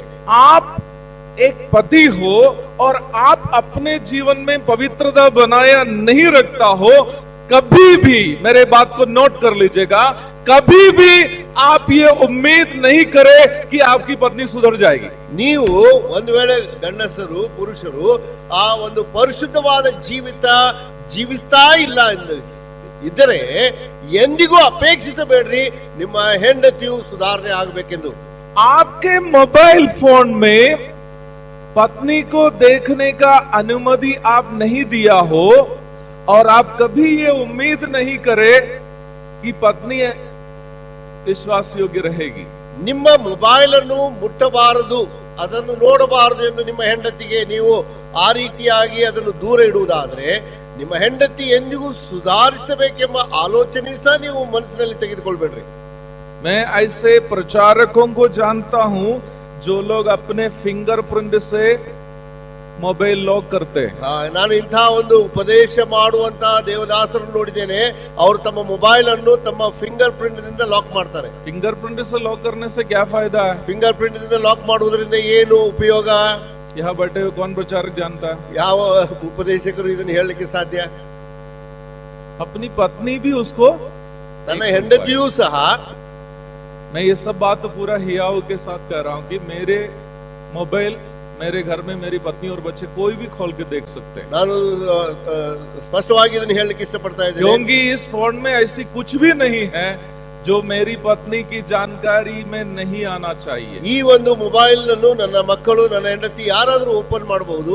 ಯಾಕಂದ್ರೆ ಇದರಲ್ಲಿ ಏನು ಅಂತದ್ದು ಇಲ್ಲ, ಅದು ಅವರಿಗೆ ತಿಳಿಯದೇ ಇರುವಂತ ವಿಷಯ ಇದರಲ್ಲಿ ಇಲ್ಲ. मैं आपसे कहना चाहता हूँ मेरे फोन में ऐसा एक भी फोटो तक नहीं है जो मेरे बच्चे देखने से मुझे दिक्कत होता. ನನ್ನ ಮೊಬೈಲ್ ನಲ್ಲಿ ಅಂತ ಯಾವ ಒಂದು ಫೋಟೋ ಇಲ್ಲ, ನನ್ನ ಮಕ್ಕಳು ಅದನ್ನು ನೋಡುವುದಕ್ಕೆ ಅಡ್ಡಿ ಆಗಲಿಕ್ಕೆ ಅಥವಾ ತೊಂದರೆ ಆಗಬಹುದು. आपके रहस्य जीवन पवित्र होना चाहिए. ನಿಮ್ಮ ರಹಸ್ಯವಾಗಿರುವಂತ ಜೀವಿತ ಅದು ಪರಿಶುದ್ಧವಾಗಿರಲಿ. आपके व्यक्तिगत जीवन में पवित्रता चाहिए. ನಿಮ್ಮ ವೈಯಕ್ತಿಕ ಜೀವಿತ ಪರಿಶುದ್ಧವಾಗಿರಲಿ. भाइयों बहनों, आपके रहस्य जीवन में आप अनुचित लोगों के साथ संबंध रखता हो, आप कभी उम्मीद मत रखिए घर में रहने वाली पत्नी भी आपसे विश्वास योग्य रहेगी. ನಿಮ್ಮಲ್ಲಿ ಒಂದು ವೇಳೆ ಆ ಸಂಶಯಾಸ್ಪದ ಆಲೋಚನೆಗಳು ಇರುವುದಾದ್ರೆ ನೀವು ಅಪೇಕ್ಷಿಸಬೇಡ್ರಿ ನಿಮ್ಮ ಹೆಂಡತಿ ನಿಮ್ಮೊಂದಿಗೆ ವಿಶ್ವಾಸದಿಂದ ಇರಬೇಕೆಂದು. आप अपने व्यक्तिगत जीवन में पवित्रता रखिए और पत्नी के लिए प्रार्थना कीजिए कि वो भी पवित्र बने रहे. निश्चित है आपकी प्रार्थना स्वर्ग का परमेश्वर सुनेगा. आपकी पत्नी को पवित्रता के साथ जीने के लिए उनको प्रभु अनुग्रह देगा. ನೀವು ನಂಬಿಕೆಯಿಂದ ಆ ಪರಿಶುದ್ಧ ಜೀವಿತವನ್ನು ಜೀವಿಸುತ್ತಾ ಇರುವುದಾದ್ರೆ ಆ ಒಂದು ಪರಿಶುದ್ಧ ಜೀವಿತದಲ್ಲಿ ನೀವು ಪ್ರಾರ್ಥನೆ ಮಾಡ್ರಿ. ನಿಮ್ಮ ಹೆಂಡತಿ ಆ ಪ್ರಾರ್ಥನೆಗೆ ಉತ್ತರವಾಗಿ ಆಕೆ ನಂಬಿಗಸ್ತಳಾಗಿ ಮತ್ತು ಪರಿಶುದ್ಧವಾಗಿ ಜೀವಿಸಲಿಕ್ಕೆ ಸಾಧ್ಯವಾಗುವುದು. मेरे प्यारो, उस स्टोन कॉफिन पत्थर के शवपट्टी की ओर बढ़ने का पहला चरण है ವ್ಯಕ್ತಿಗತ ಪವಿತ್ರತಾ बनाए रखना. ಪ್ರಿಯರೇ, ಆ ಕಲ್ಲಿನ ಶವ ಪೆಟ್ಟಿಗೆಯ ವಿಷಯದಲ್ಲಿ ಹೇಳುವುದಕ್ಕಾಗಿ ನಾವು ಒಂದು ಹೆಜ್ಜೆ ಇಡಬೇಕಾಗಿದ್ದಲ್ಲಿ ಮೊದಲು ನಾವು ಆ ದೇವರ ಪ್ರೀತಿಯಲ್ಲಿ ನಡ್ಕೊಳ್ಳಬೇಕು. प्रभु की दया हुई तो हमारे अगले सत्र में इसी विषय को हम जारी रखेंगे. लेकिन मैं आपसे कहना चाहता हूं ओके हाँ, सर कब तक जाएगा कि नहीं मालूम नहीं, फिर भी कोशिश करेंगे. ठीक है, ओके. देखिए, मैं आपसे कह रहा हूं कि पवित्र जीवन, व्यक्तिगत जीवन में पवित्रता बनाए रखना बहुत जरूरी है. ವೈಯಕ್ತಿಕ ಜೀವಿತದಲ್ಲಿ ಪರಿಶುದ್ಧತೆ ಎಂಬ ವಿಷಯದಲ್ಲಿ ನಾನು ನಿಮಗೆ ಹೇಳುತ್ತಾ ಇದ್ದೇನೆ. उस पवित्रता बनाए रखने में एक फायदा है. ಅದರಲ್ಲಿ ಒಂದು ಲಾಭ ಇದಾಗಿದೆ. वो फायदा क्या है? ಆ ಲಾಭ ಏನಾಗಿದೆ? वो फायदा हम लोग देखते हैं रोमियों की पत्री 12वां अध्याय का 1 और 2 पद में. ರೋಮಾಪುರದ ಪತ್ರಿಕೆ ಅದರ 12ನೇ ಅಧ್ಯಾಯ 1-2 ವಾಕ್ಯದಲ್ಲಿ ಓದುತ್ತೇವೆ. जल्दी कोई पढ़ेंगे, ಯಾರಾದರೂ ಅದನ್ನು ಓದಬಹುದು? हाँ ब्रदर, सॉरी, मुझे अन्य भाषा का वरदान नहीं है, और कोई हिंदी में पढ़ लेंगे तो अच्छा रहेगा.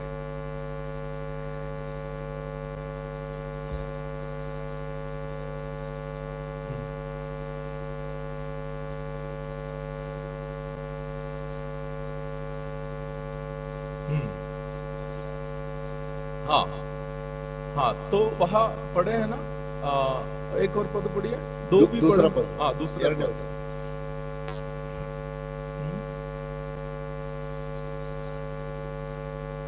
इस संसार के अनुरूप, हाँ पढ़िए ब्रदर. अपने मन के नए हो जाने से, हाँ हाँ, मन के नए होने से पवित्रता कहाँ से शुरू होना चाहिए? ಪರಿಶುದ್ಧತೆ ಎಲ್ಲಿಂದ ಆರಂಭ ಆಗಬೇಕು? ನೂತನ ಮನಸ್ಸು ಹೊಂದಿಕೊಂಡು. पवित्रता मन से शुरू हो जाना चाहिए. ಪರಿಶುದ್ಧತೆ ಅದು ಮನಸ್ಸಿನಿಂದ ಆರಂಭ ಆಗಬೇಕು. 5:12 में रहस्यमय बातों के विषय में चर्चा है. Ephesians 5. ಎಫೆಸ 5:12 ಅಲ್ಲಿ ಇರುವಂತಹ ಪದವನ್ನು ನೀವು ನೋಡುವುದಾದ್ರೆ ಮರ್ಮದ ವಿಷಯದಲ್ಲಿ ನಾವು ನೋಡ್ತೇವೆ.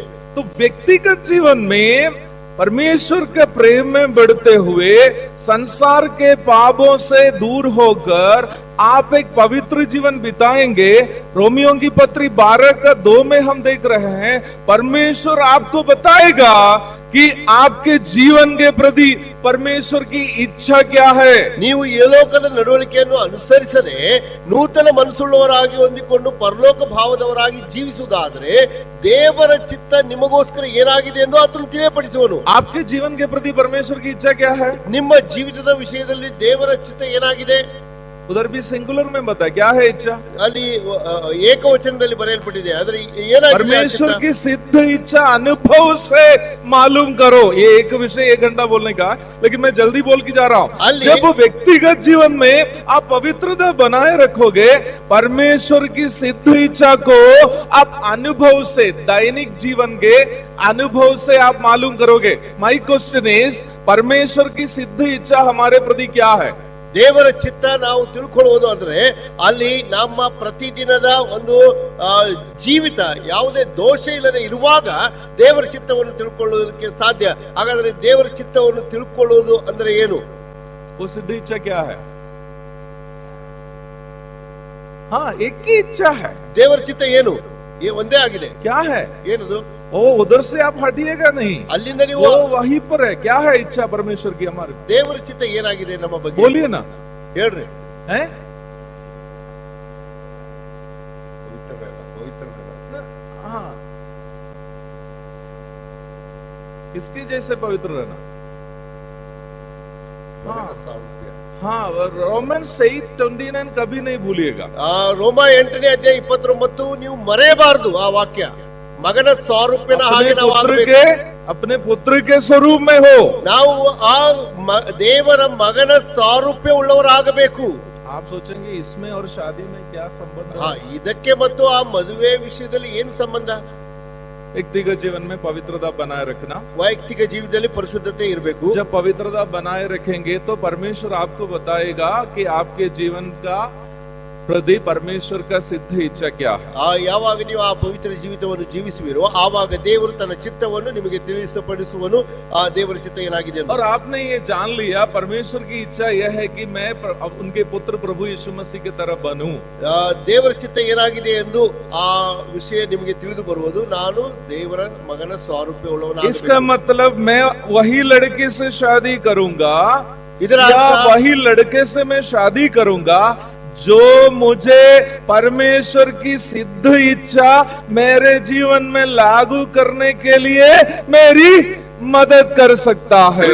ನಾನು ಅಂಥ ಒಂದು ದೇವರ ಚಿತ್ತವನ್ನು ತಿಳ್ಕೊಳ್ಳಿಕ್ಕೆ ನನಗೆ ಆ ರೀತಿಯಾಗಿ ಹುಡುಗ ಅಥವಾ ಅದೇ ರೀತಿಯಾಗಿ ಹುಡುಗಿಯ ವಿಷಯದಲ್ಲಿ, ವಿವಾಹದ ವಿಷಯದಲ್ಲಿ ಆಲೋಚನೆ ಮಾಡುವ ಹಾಗೆ ಅವರು ಸಹ ಅದೇ ದೇವರ ಚಿತ್ತವನ್ನು ಒಳಗೊಂಡಿರುತ್ತಾರೆ. ಅಂಥವರು ನಮಗೆ ದೇವರು ತೋರಿಸುವನು. ನಾವು ಈ ದಿನಗಳಲ್ಲಿ ಮದುವೆ ಆಗಬೇಕಾದ್ರೆ ಏನೆಲ್ಲ ಹೇಳಿ ಮದುವೆ ಆಗುತ್ತೇವೆ ಗೊತ್ತಾ? वो तो बड़ा लंबा लिस्ट है. ಅದು ತುಂಬಾ ಒಂದು ದೊಡ್ಡ ಪಟ್ಟಿ ಆಗಿದೆ. केवल उस लिस्ट में क्या नहीं रहता है? ಆ ದೊಡ್ಡ ಪಟ್ಟಿಯಲ್ಲಿ ಏನಿರುವುದಿಲ್ಲ ಗೊತ್ತಾ? बस ये नहीं रहता. ಈ ಒಂದು ವಿಷಯ ಇಲ್ಲ. ये छोड़कर बाकी सब है. ಈ ವಿಷಯವನ್ನು ಬಿಟ್ಟು ಎಲ್ಲವೂ ಅದರಲ್ಲಿ ಒಳಗೊಂಡಿದೆ. जाति है, धर्म है, भाषा है, पैसे है, एजुकेशन है, यूरोप जाना कि इंडिया में रहना है, सारा चीज रहता है. गोरा है कि काला है, सब है. ಈ ಒಂದು ವಿವಾಹದ ಪಟ್ಟಿಯಲ್ಲಿ ನಿಮಗೆ ಜಾತಿ, ಧರ್ಮ ಮತ್ತು ವಿದ್ಯಾಭ್ಯಾಸ ಮತ್ತು ನಿಮ್ಮ ಕೆಲಸ, ನೀವು ಭಾರತದಲ್ಲಿ ಇರ್ತಿರೋ ವಿದೇಶದಲ್ಲಿ ಇರ್ತಿರೋ ಎಲ್ಲಿರಬೇಕು ಅದರ ವಿಷಯದಲ್ಲಿ ಬಣ್ಣ ಎಲ್ಲವೂ ಅದರಲ್ಲಿ ಉಲ್ಲೇಖವಾಗಿದೆ. लेकिन परमेश्वर के प्रेम से प्रभावित होकर व्यक्तिगत जीवन में पवित्रता बनाए रखने वाला एक व्यक्ति शादी करते समय में परमेश्वर उसको ऐसे जीवन साथी की ओर ले चलेगा जो उसको परमेश्वर के पुत्र के स्वरूप में बदलने के लिए उसकी मदद कर सकता है. ಯಾವ ವ್ಯಕ್ತಿ ತನ್ನ ವೈಯಕ್ತಿಕ ಜೀವಿತದಲ್ಲಿ ಪರಿಶುದ್ಧವಾಗಿ ಜೀವಿಸ್ತಾ ಇದ್ದಾನೋ ಆತನು ಒಂದು ವೇಳೆ ವಿವಾಹದ ವಿಷಯದಲ್ಲಿ ಆಲೋಚನೆ ಮಾಡುವಾಗ ಆ ಹುಡುಗ ಆಗಲಿ ಹುಡುಗಿ ಆಗಲಿ ದೇವರ ಚಿತ್ತದ ಪ್ರಕಾರ ಪರಿಶುದ್ಧತೆಯ ಆಲೋಚನೆ ಉಳ್ಳವರಾಗಿ ಮಗನ ಸಾರೂಪ್ಯ ಹೊಂದುವಂತ ಆಲೋಚನೆ ಉಳ್ಳವರಾಗಿರುತ್ತಾರೆ.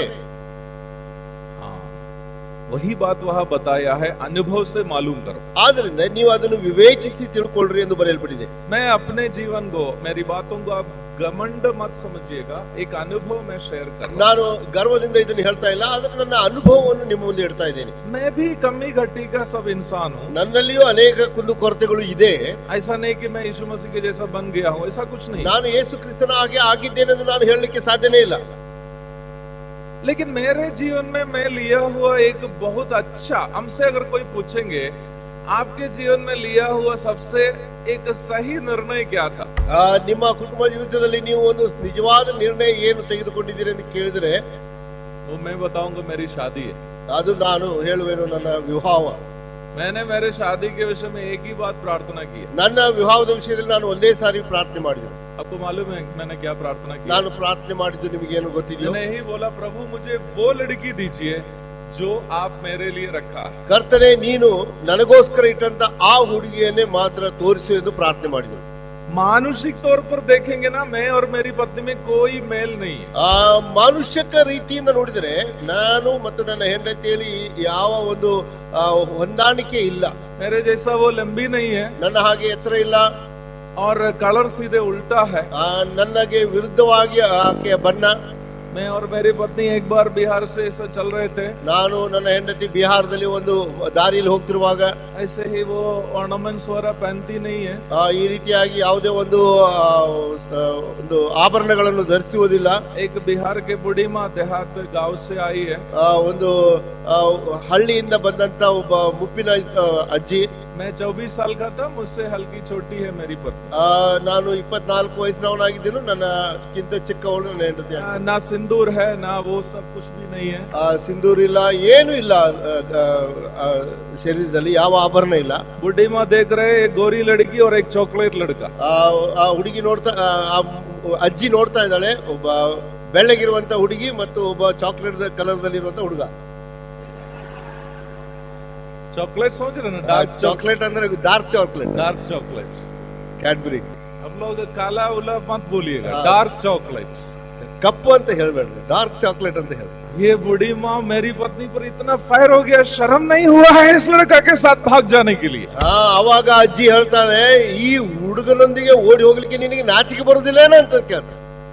मानुषिक रूप में कई अंदर है हमारे बीच में। ಮನುಷ್ಯಕ ಒಂದು ಆಲೋಚನೆಯಲ್ಲಿ ಒಳಗೆ ಏನೇನೆಲ್ಲ ಆಲೋಚನೆ ಇದೆ. लेकिन पिछले 21 साल से हम एक दूसरे को थाम रहे हैं।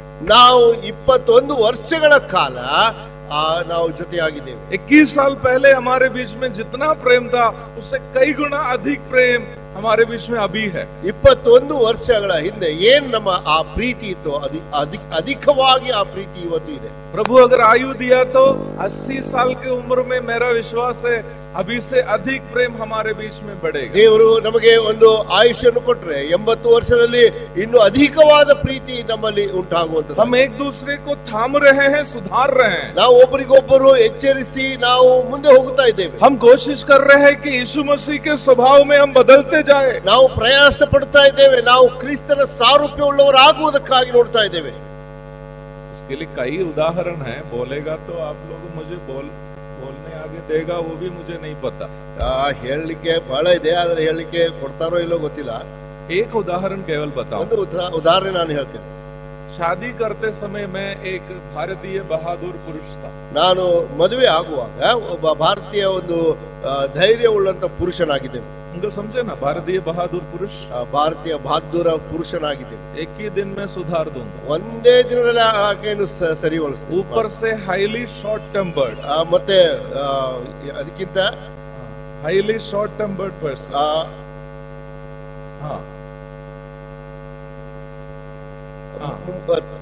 ಮುಂಗೋಪಿ ಆಗಿರ್ತಾರೆ. हाँ, हमारे मलयालम में कहते हैं नाक के इधर गुस्सा, ಮುಂಗೋಪಿ ಅಂದ್ರೆ ಮೂಗಿನ ಮೇಲೆ ಸಿಟ್ಟು. ऐसा बोलते हैं। और मेरी पत्नी डेडली साइलेंट, ನನ್ನ ಹೆಂಡತಿ ಆಕೆ ಮೃತ ದೇಹದ ಮೌನತೆ ಇರುವ ಹಾಗೆ. केरला से बिहार तक हम लोग 2 दिन जब यात्रा करते हैं, ಕೇರಳದಿಂದ ಬಿಹಾರಕ್ಕೆ ನಾವು 2 ದಿನದ ಪ್ರಯಾಣ ಮಾಡಿದ್ರೆ, मुझे तो बात करना बहुत पसंद है, ನನಗೆ ಮಾತಾಡುವುದರಲ್ಲಿ ತುಂಬಾ ಆಸೆ ಇದೆ. वो कुछ नहीं बोलती है, ಆಕೆ ಏನು ಮಾತಾಡುವುದಿಲ್ಲ, ऐसे बैठती है। ಆಕೆ ತುಂಬಾ ಸುಮ್ಮನೆ ಇದ್ದಾಳೆ. तो मैं बोलता हूँ कुछ तो बोलो, ನಾನು ಹೇಳ್ತೀನಿ ಏನಾದ್ರೂ ಮಾತಾಡಮ್ಮ. तो वो बोलते थे क्या बोलूं, ಏನು ಮಾತಾಡ್ಲಿ, वो भी बात सही है. ಅದು ಸರಿಯಾಗಿದೆ. हमको इतना गुस्सा आता था, ನನಗೆ ಇಷ್ಟು ಸಿಟ್ಟು ಬರ್ತಾ ಇತ್ತು, मैं को अरे कुछ बोलो ना, ಏನಾದ್ರೂ ಮಾತಾಡಲ್ಲ. तो वो बड़ा शांति से होता था. ತುಂಬಾ ಸಮಾಧಾನದಿಂದ ಏನ್ ಮಾತಾಡ್ಲಿ. साल बहुत बीत गए, ಒಂದು ವರ್ಷದ ಕಳೆಯಿತು. मैं आवाज कम करना सीखा, ನಾನು ಒದರೋದನ್ನು ಕಡಿಮೆ ಮಾಡೋದು. वो जरूरत के अनुसार बात करना भी सीखा. ಆಕೆ ಅವಶ್ಯವಿರುವಂತ ಮಾತುಗಳನ್ನು ಮಾತಾಡ್ಲಿಕ್ಕೆ ಕಲಿತ. मैं गर्व से नहीं, आज तक उसके कारण ना हमारी कलीसिया में ना किसी से कोई समस्या नहीं हुआ, क्योंकि वो कुछ बोलती ही नहीं. ಈ ಕಾರಣದಿಂದ ಆಕೆ ಕಾರಣದಿಂದ ಯಾವುದೇ ಒಂದು ಸಮಸ್ಯೆ ನಮ್ಮ ಸಭೆಗಳಲ್ಲಿ ಉಂಟಾಗಲಿಲ್ಲ. कहीं कहीं कुछ परेशानी होता ना, मैं आग बबूला हो जाता. ಒಂದು ವೇಳೆ ಏನಾದರೂ ಸಮಸ್ಯೆ ಆದ್ರೆ ನಾನು ಸ್ವಲ್ಪ ಹೆಚ್ಚು ಸಿಟ್ಟುಗೊಳ್ಳುತ್ತೇನೆ. वो मेरे पास आके बोलते शांत हो जाइए, ನನ್ನ ಸಮೀಪಕ್ಕೆ ಬಂದು ಸಮಾಧಾನದಿಂದ ಇರ್ರಿ ಅಂತ ಹೇಳ್ತಾರೆ. प्रभु देखेगा. ದೇವ್ರು ನೋಡ್ಕೊಳ್ತಾನೆ ಎಲ್ಲ. मैं बहुत संत महात्मा होने के बन जाने के कारण यहाँ मैं आपको संदेश नहीं दे रहा हूँ. ನಾನು ಒಬ್ಬ ದೊಡ್ಡ ಸಂತನು ಅಥವಾ ಮಹಾತ್ಮನು ಎಂದು ಹೇಳಿ ನಿಮಗೆ ಸಂದೇಶ ಕೊಡ್ಲಿಕ್ಕೆ ಬಂದಿಲ್ಲ. मैं आपके साथ बस उतना ही शेयर कर रहा हूँ, साझा कर रहा हूँ जो प्रभु ने मुझे बीते दिनों में सिखाया. ನಾನು ಇದನ್ನು ನಿಮ್ಮೊಂದಿಗೆ ಹಂಚಿಕೊಳ್ತಾ ಇದ್ದೇನೆ. ಕಳೆದ ದಿನಗಳಲ್ಲಿ ದೇವರು ನನಗೆ ಕಲಿಸಿಕೊಟ್ಟದ್ದು ಏನಂತ. मैं भी आप लोगों के जैसा एक कमी घटी का इंसान था. ನಾನು ನಿಮ್ಮ ಹಾಗೆ ಕುಂದುಕೊರತೆ ಇರುವಂತ ವ್ಯಕ್ತಿಯಾಗಿದ್ದೆ. मेरे जीवन को प्रभु ने जैसे सुधारा, बस वही मैं बोल रहा हूँ. ನನ್ನ ಜೀವಿತವನ್ನು ದೇವರು ಹೇಗೆ ಸುಧಾರಿಸಿದನೋ ಅದನ್ನೇ ನಿಮ್ಮ ಮುಂದೆ ಇಡುತ್ತಾ ಇದ್ದೇನೆ. हाँ, यही है व्यक्तिगत पवित्रता, पारिवारिक जीवन में यही है. ಇದೇ ವೈಯಕ್ತಿಕವಾಗಿರುವಂತ ಪರಿಶುದ್ಧತೆ ಜೀವಿತ, ಇದು ಕುಟುಂಬಕ್ಕೆ ಜೀವಿತಕ್ಕೆ ಕಾರಣವಾಗಿದೆ. मैंने मेरी पत्नी से सहनशीलता सीखा. ನಾನು ನನ್ನ ಹೆಂಡತಿಯಿಂದ ಸಹನಶೀಲತೆಯನ್ನು ಕಲಿತುಕೊಂಡೆ. मुझसे वो ये सीखा कि जरूरत में कैसे बात करनी है. ನನ್ನಿಂದ ಆಕೆ ಕಲಿತದ್ದು ಅವಶ್ಯವಿದ್ದಲ್ಲಿ ಎಷ್ಟು ಏನು ಮಾತಾಡಬೇಕೆಂದು ಕಲಿತಳು. अभी हम लोग लगभग बराबर में चल रहा है. ಈಗ ನಾವು ಇಬ್ಬರು ಜೊತೆಯಾಗಿ ನಡೀತಾ ಇದ್ದೇವೆ. जीवन के हर पारिवारिक जीवन में ऐसे ही जो है व्यक्तिगत सुधार आता है. ಆ ಕುಟುಂಬದ ಪ್ರತಿಯೊಂದು ಜೀವಿತದಲ್ಲಿ ಅನುಭವದಲ್ಲಿ ನಾವು ಕೆಲವು ಸುಧಾರಣೆಗಳನ್ನು ಮಾಡ್ತಾ ಇದ್ದೇವೆ. लेकिन ये व्यक्तिगत सुधार, पर्सनल सैंक्टिफिकेशन हर एक विश्वासी के जीवन में होना चाहिए. ಪ್ರತಿಯೊಬ್ಬ ಇದು ಒಂದು ಪವಿತ್ರತೆ, ಈ ಒಂದು ಸುಧಾರಣೆ ಪ್ರತಿಯೊಬ್ಬ ವಿಶ್ವಾಸಿಯಲ್ಲಿ ವೈಯಕ್ತಿಕವಾಗಿ ಇದು ಆಗಲೇಬೇಕು. अब व्यक्तिगत सुधार करते करते करते हम पहुंचने वाला एक दूसरा चरण. ನಾವು ವೈಯಕ್ತಿಕವಾಗಿ ಸುಧಾರಣೆಗಳನ್ನು ಮಾಡುತ್ತಾ ಮಾಡುತ್ತಾ ನಾವು ಆ ಒಂದು ಮಟ್ಟಕ್ಕೆ ಮುಟ್ಟುತ್ತಾ ಇದ್ದೇವೆ. मैंने आपसे कहा वे व्यक्तिगत सुधार केवल पति पत्नी को ही नहीं होना चाहिए. ಈ ವೈಯಕ್ತಿಕ ಸುಧಾರಣೆ ಕೇವಲ ಗಂಡ ಹೆಂಡತಿಗೆ ಮಾತ್ರ ಸೀಮಿತವಾಗಿರಬಾರದು. हरेक विश्वासी के जीवन में होना चाहिए. ಪ್ರತಿಯೊಬ್ಬ ವಿಶ್ವಾಸಿ ಜೀವಿತದಲ್ಲಿ ಆಗಿರಬೇಕು. हरेक विश्वासी जो व्यक्तिगत जीवन में पापों से दूर होकर पवित्रता में आगे बढ़ता है, ಪ್ರತಿಯೊಬ್ಬ ವಿಶ್ವಾಸಿ ಪಾಪದಿಂದ ದೂರವಾಗಿ ಪರಿಶುದ್ಧತೆಯಲ್ಲಿ ಮುಂದೆ ಸಾಗುತ್ತಾನೋ तब क्या परिणाम निकलेगा? ಅವಾಗ ಏನು ಪರಿಣಾಮ ಆಗುತ್ತದೆ ಗೊತ್ತಾ? वो परिणाम है 5:21 में हम देखते हैं. ಅದೇ 5ನೇ ಅಧ್ಯಾಯ 21ನೇ ವಾಕ್ಯದಲ್ಲಿ ಆ ಪರಿಣಾಮ ನೋಡುತ್ತೇವೆ. मसीह के भय में एक दूसरे के अधीन रहो. ಕ್ರಿಸ್ತನಿಗೆ ಭಯಪಡುವವರಾಗಿದ್ದು ಒಬ್ಬರಿಗೊಬ್ಬರು ವಿನಯವುಳ್ಳವರಾಗಿದ್ದು ನಡೆದುಕೊಳ್ಳಿರಿ. हाँ, यही से एफेसियों की पत्री 22 से 32 तक का भाग हम भारतीय पति लोग बहुत पसंद करते हैं. ನಾವು ಎಫೆಸದ ಪತ್ರಿಕೆ 5ನೇ ಅಧ್ಯಾಯ 22ರಿಂದ 32 ವಾಕ್ಯ ಭಾರತೀಯ ಪುರುಷರು ನಾವೆಲ್ಲ ತುಂಬಾ ಇಷ್ಟಪಡುತ್ತೇವೆ. हम सब भाई लोग बहुत पसंद करते हैं. ನಮ್ಮ ಸಹೋದರರು ತುಂಬಾ ಅದನ್ನು ಇಷ್ಟಪಡುತ್ತೇವೆ. 22वीं पद में क्या लिखा? 22ನೇ ವಾಕ್ಯದಲ್ಲಿ ಏನು ಬರೆಯಲಾಗಿದೆ? पत्नियों, ಸ್ತ್ರೀಯರೇ, अपने अपने पति के अधीन रहो. ನೀವು ಕರ್ತನಿಗೆ ಹಾಗೆ ನಿಮ್ಮ ಗಂಡನಿಗೆ ಅಧೀನರಾಗಿರ್ರಿ. तब तक हम लोग ऐसा चाहते हैं. ಅವಾಗ ನಮ್ಮ ಎದೆ ಎಷ್ಟು ಉಬ್ಬುತ್ತದೆ, ना ब्रदर? ಹೌದಲ್ಲ? फिर नीचे और है, हे पत्नियों, और भी लिखा. ಅಲ್ಲಿ ಮುಂದೆ ಮತ್ತೆ ಹೆಂಡತಿಯರಿಗೆ ಬರೆಯಲ್ಪಟ್ಟಿದೆ, हे पत्नियों, ಹೆಂಡತಿಯರೇ अपने अपने पति के ऐसे अधीन रहो ನಿಮ್ಮ ಗಂಡಂದಿರಿಗೆ ಹೀಗೆ ಅಧೀನರಾಗಿರ್ರಿ जैसे मसीह के. ಯಾವ ರೀತಿ ಕ್ರಿಸ್ತನಿಗೆ. तो पति सब क्या बन गया? ಗಂಡಂದಿರು ಏನಾಗ್ತಾರೆ? हम सब यीशु मसीह बन गया. ನಾವೆಲ್ಲರೂ ಕ್ರೈಸ್ತರಾಗಿದ್ದೇವೆ. थोड़ा सा शर्म भी तो होना चाहिए, अपने आप को यीशु मसीह बना देता है. ಸ್ವಲ್ಪ ನಾಚಿಕೆ ಆದ್ರೂ ಬರ್ಬೇಕಲ್ಲ. ನಾವು पत्नी ಯೇಸು सबको ಕ್ರಿಸ್ತನಾಗ್ಲಿಕ್ಕೆ ಸಾಧ್ಯ ಇಲ್ಲ. तुम सब अधीन रहो. ನೀವೆಲ್ಲರೂ ಅಧೀನರಾಗಿರ್ರಿ. एफेसियों की पत्रिका 5वां अध्याय के सबसे अंतिम पद भाई लोग को सबसे अधिक पसंद है. ಅದೇ ಎಫೆಸ 5 ಕೊನೆಯ ವಾಕ್ಯ ಎಲ್ಲ ತುಂಬಾ ಇಷ್ಟವಾಗಿರುವಂತ ವಾಕ್ಯ ಗಂಡಂದರಿಗೆ. क्या लिखा है? ಏನು ಬರೆಯಲ್ಪಟ್ಟಿದೆ? पत्नियों को पति का ಭಯ ಮಾನना चाहिए. ಅಲ್ಲಿ ಗಂಡನಿಗೆ ಭಯಭಕ್ತಿಯಿಂದ ಹೆಂಡತಿಯರು ನಡ್ಕೊಳ್ಳಬೇಕು. नहीं भय मानेंगे तो ಭಯಭಕ್ತಿಯಿಂದ ನಡ್ಕೊಳ್ಳದಿದ್ರೆ हम अपना हथियार उठाएंगे. ನಮ್ಮ ಒಂದು ಅಸ್ತ್ರವನ್ನು ಉಪಯೋಗಿಸಬೇಕು. 22 से 32 तक हम लोग सबको पसंद है. ಈ 22 ರಿಂದ 32 ವಾಕ್ಯ ನಮಗೆ ಇಷ್ಟವಾಗಿರುವಂತ. लेकिन 22 के पहले 21 है. ಆದರೆ 22ಗಿಂತ ಮುಂಚೆ 21ನೇ ವಾಕ್ಯ ಇದೆ. 21 में क्या लिखा है? 21ನೇ ವಾಕ್ಯದಲ್ಲಿ ಏನು ಬರೆಯಲ್ಪಟ್ಟಿದೆ? मसीह के भय में एक दूसरे के अधीन रहो. ಕ್ರಿಸ್ತನಿಗೆ ಭಯಪಡುವವರಾಗಿ ಒಬ್ಬರಿಗೊಬ್ಬರು ವಿನಯವುಳ್ಳವರಾಗಿರಿ. एक दूसरे के अधीन रहो. ಒಬ್ಬರಿಗೊಬ್ಬರು ವಿನಯವುಳ್ಳವರಾಗಿರಿ. तब पारिवारिक जीवन में किसको किसको अधीन रहना? ಈಗ ಕುಟುಂಬ ಜೀವಿತದಲ್ಲಿ ಯಾರು ಯಾರಿಗೆ ವಿನಯವುಳ್ಳವರಾಗಿರಬೇಕು? Yes uncle, exactly. ಹೌದು, ನಿಜವಾಗಿ ಸರಿಯಾಗಿದೆ. Husband has to be in subjection to wife and wife has to be in subjection to husband. ಗಂಡನು ಹೆಂಡತಿಗೆ ವಿನಯವಾಗಿರಬೇಕು, ಹೆಂಡತಿ ಗಂಡನಿಗೆ ವಿನಯವಾಗಿ ಇರಬೇಕು. लेकिन उसका कुछ आत्मिक अर्थों में फर्क है. ಅದರ ಆತ್ಮಿಕ ಅರ್ಥ ಸ್ವಲ್ಪ ವ್ಯತ್ಯಾಸವಾಗಿದೆ. प्रभु उससे समय देगा तो हमारे आगे भी 1-2 सत्र है, हम उसको वचन से दिखाने की कोशिश करूंगा. ದೇವರ ಚಿತ್ತವಾದರೆ ಮುಂದಿನ 2-3 लेकिन हम परिवारों में अधीन क्यों नहीं रह पाते मालूम है? ಕುಟುಂಬದಲ್ಲಿ ನಾವು ಯಾಕೆ ಒಬ್ಬರಿಗೊಬ್ಬರು ಅಧೀನರಾಗಿರುವುದಿಲ್ಲ? हमें पत्नी पर हाथ चलाने का और पत्नी को हमें गाली देने का मन क्यों करता है मालूम है? ಯಾಕೆ ಹೆಂಡತಿಯನ್ನು ಹೊಡೆಯುವುದಕ್ಕೂ ಮತ್ತು ಹೆಂಡತಿಯರಿಗೆ ಅಪಶಬ್ದಗಳನ್ನು ಬೈಗಳನ್ನು ಬೈಯುವುದಕ್ಕೂ ಯಾಕೆ ಮನಸ್ಸಾಗ್ತದೆ ಗೊತ್ತಾ? कारण व्यक्तिगत है. ಯಾಕಂದ್ರೆ ಕಾರಣ ವೈಯಕ್ತಿಕವಾಗಿರುವಂತಹ ಜೀವಿತದಲ್ಲಿ ಸಮಸ್ಯೆ ಇದೆ. व्यक्तिगत जीवन में पवित्रता नहीं है. ಆ ವೈಯಕ್ತಿಕ ಜೀವಿತದಲ್ಲಿ ಪರಿಶುದ್ಧತೆ ಇಲ್ಲ. व्यक्तिगत जीवन में पवित्रता का क्या मतलब है? ವೈಯಕ್ತಿಕ ಜೀವಿತದ ಪರಿಶುದ್ಧತೆ ಅಂದ್ರೆ ಏನು? बस वही बोलकर मैं समाप्त करूं. व्यक्तिगत जीवन में पवित्रता का मतलब क्या? आपने क्या समझा? ವೈಯಕ್ತಿಕ ಜೀವಿತದಲ್ಲಿ ಪವಿತ್ರತೆ ಅಂದರೆ ಏನು ಅದನ್ನು ನೀವು ಹೇಗೆ ತಿಳ್ಕೊಂಡಿದ್ದೀರಿ? प्रिय भाई बहनों, ये सब बाइबल का निचोड़ है. हर विश्वासी को जानना चाहिए. आप व्यक्तिगत जीवन में पवित्र बनो, उसका अर्थ क्या है? ವೈಯಕ್ತಿಕವಾಗಿ ಪರಿಶುದ್ಧರಾಗಿರಿ ಎಂಬ ಆ ವಿಷಯದ ಅರ್ಥ ಏನು? ಸತ್ಯವೇದದ ಸಂಪೂರ್ಣ ಸಾರಾಂಶ ಅದಾಗಿದೆ. ಹಾಗಾಗಿ ಅದರ ಅರ್ಥ ಏನು ತಿಳ್ಕೊಳ್ಳೋದು ಅವಶ್ಯವಾಗಿದೆ. क्या समझते हैं? पवित्र बनो. व्यक्तिगत जीवन में एक मसीह विश्वासी पवित्र बनने का अर्थ क्या है? ಒಬ್ಬ ವಿಶ್ವಾಸಿ ಯೇಸು ಕ್ರಿಸ್ತನಲ್ಲಿ ನಂಬಿಕೆ ಇಡುವಂತ ವ್ಯಕ್ತಿ ಆತನು ಕ್ರಿಸ್ತನಲ್ಲಿ ಪರಿಶುದ್ಧತೆಯನ್ನು ಅಥವಾ ವೈಯಕ್ತಿಕ ಜೀವಿತದಲ್ಲಿ ಪರಿಶುದ್ಧತೆ ಹೊಂದುವುದಂದ್ರೆ ಅರ್ಥ ಏನು? क्या है? आप क्या समझ रहे हैं? ಅದರ ಅರ್ಥ ಏನು? ನೀವೇನೋ ಅರ್ಥ ಮಾಡ್ಕೊಂಡಿದ್ದೀರಿ? Yes, exactly. ಸರಿಯಾಗಿದೆ ಅದು.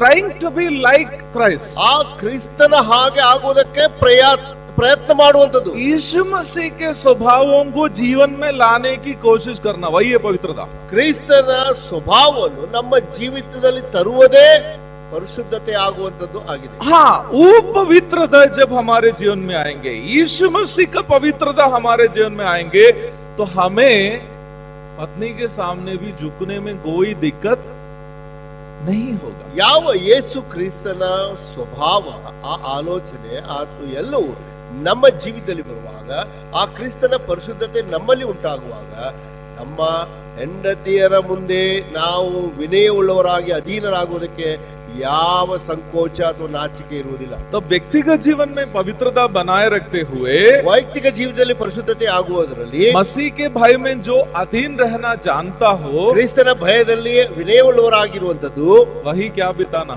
ಅವರೇ ಮುಂದೆ ಏನ್ ಮಾಡುವಂತವರಾಗಿದ್ದಾರೆ, वही क्या बिताना, ಅವರೇ ಏನ್ ಆಗಲಿಕ್ಕೆ ಸಾಧ್ಯ, वही पारिवारिक जीवन बिताना, ಅವರೇ ಕುಟುಂಬ ಜೀವಿತ ಜೀವಿಸಲಿಕ್ಕೆ ಸಾಧ್ಯ. पारिवारिक जीवन में गड़बड़ी क्यों है? ಯಾಕೆ ಕುಟುಂಬ ಜೀವಿತದಲ್ಲಿ ಸಮಸ್ಯೆಗಳಿದೆ? हमारा पारिवारिक जीवन एक भक्त पारिवारिक जीवन क्यों नहीं है? ಯಾಕೆ ನಮ್ಮ ಕುಟುಂಬ ಜೀವಿತ ಒಂದು ಆ ಭಯ ಭಕ್ತಿಯಿಂದ ಇರುವಂತಹ ಕುಟುಂಬ ಆಗಿಲ್ಲ? हम व्यक्तिगत जीवन में पवित्रता नहीं बनाए रखते. ಯಾಕಂದ್ರೆ ನಮ್ಮ ವೈಯಕ್ತಿಕ ಜೀವಿತದಲ್ಲಿ ಪರಿಶುದ್ಧತೆ ಇಲ್ಲ. हम अपने रहस्य जीवन में पाप कर रहे हैं. ನಮ್ಮ ರಹಸ್ಯ ಜೀವಿತದಲ್ಲಿ ಪಾಪ ಮಾಡುತ್ತಾ ಇದ್ದೇವೆ. हमारे जीवन में पाप है, इसलिए उसे छिपाने के लिए हमें कभी कभी अपना हिम्मत दिखाना पड़ता है। ನಮ್ಮ ರಹಸ್ಯ ಜೀವಿತದಲ್ಲಿ ಪಾಪ ಇರುವುದ ಕಾರಣ ಆ ಪಾಪವನ್ನು ಮುಚ್ಚುವುದಕ್ಕಾಗಿ ನಾವು ಮತ್ತೇನೋ ವರ್ತನೆಯನ್ನು ನಮ್ಮ ಕುಟುಂಬದಲ್ಲಿ ಮಾಡುತ್ತೇವೆ. आप इतना देर से क्यों आए? ಯಾಕೆ ಇಷ್ಟು ಸಮಯ ಮಾಡಿ ಬಂದಿರಿ? तुम पूछने वाली कौन होती है? ನೀನಾರು ಕೇಳುವಳು. आप इतना देर मोबाइल में किसके साथ बात कर रहे हैं? ಇಷ್ಟೊತ್ತು ನೀವು ಯಾರ ಜೊತೆಗೆ ಮೊಬೈಲ್ ನಲ್ಲಿ ಮಾತಾಡುತ್ತಾ ಇದ್ದೀರಿ? अरे बार बार सवाल क्यों करती हो? ಯಾಕೆ ಸುಮ್ಮನೆ ಪ್ರಶ್ನೆ ಮಾಡುತ್ತಿ? समझ में आ रहा है? अर्थ ಆಗ್ತದ? व्यक्तिगत जीवन में पवित्रता बनाए जब रखते हैं तो हमें, मैं केवल भाइयों से भी नहीं कह रहा हूं, पत्नी लोग भी ये सब सवाल करने वाले लोग हैं। मैं ऐसे बहुत सारे फैमिली मैटर्स हैंडल भी करता हूं, इसलिए मैं जानता हूं अगर पारिवारिक जीवन सुधरना हो, आनंदमय होना हो, पति और पत्नी को व्यक्तिगत जीवन में पवित्रता बनाए रखना जरूरी है। व्यक्तिगत जीवन का आपका पवित्रता आपको नम्र बनना सीखेगा। जब आप नम्र बनते हैं आपको पत्नी के सामने भी झुकना कोई दिक्कत नहीं होगा, पत्नी को पति के सामने भी झुकने में कोई दिक्कत नहीं होगा। ನಿಮ್ಮ ಕುಟುಂಬ ಜೀವಿತದಲ್ಲಿ ಈ ಸುಧಾರಣೆಗಳು ಆಗುವುದಕ್ಕಾಗಿ ನಿಮ್ಮ ವೈಯಕ್ತಿಕ ಜೀವಿತದಲ್ಲಿ ಪರಿಶುದ್ಧತೆ ಉಂಟಾಗುವುದು ತುಂಬಾ ಅವಶ್ಯವಾಗಿದೆ. ಆವಾಗಲೇ ಒಬ್ಬ ಪುರುಷನು ಅಥವಾ ಗಂಡನು ಹೆಂಡತಿಯ ಮುಂದೆ ವಿನಯವಾಗಿ ಅಧೀನನಾಗುವುದಕ್ಕೆ ಯಾವ ಸಮಸ್ಯೆ ಇರುವುದಿಲ್ಲ ಮತ್ತು ಹೆಂಡತಿ ಗಂಡನನ್ನು ಸನ್ಮಾನಿಸಿ ಅಧೀನರಾಗುವುದಕ್ಕಾಗಿ ಯಾವ ಸಮಸ್ಯೆಯೂ ಇರುವುದಿಲ್ಲ. निश्चित तौर पर जाने के पहले मैं बता दूंगा सार्का क्या है. ಸಾರ್ಕ ಅಂದರೆ ಏನು ಎಂಬ ವಿಷಯ ಇಲ್ಲಿಂದ ಹೋಗೋದಕ್ಕಿಂತ ಮುಂಚೆ ನಾನು ನಿಮ್ಗೆ ಹೇಳೇ ಹೋಗ್ತೀನಿ. प्रभु के नाम की महिमा. ದೇವರ ನಾಮಕ್ಕೆ ಮಹಿಮೆ ಉಂಟಾಗಲಿ.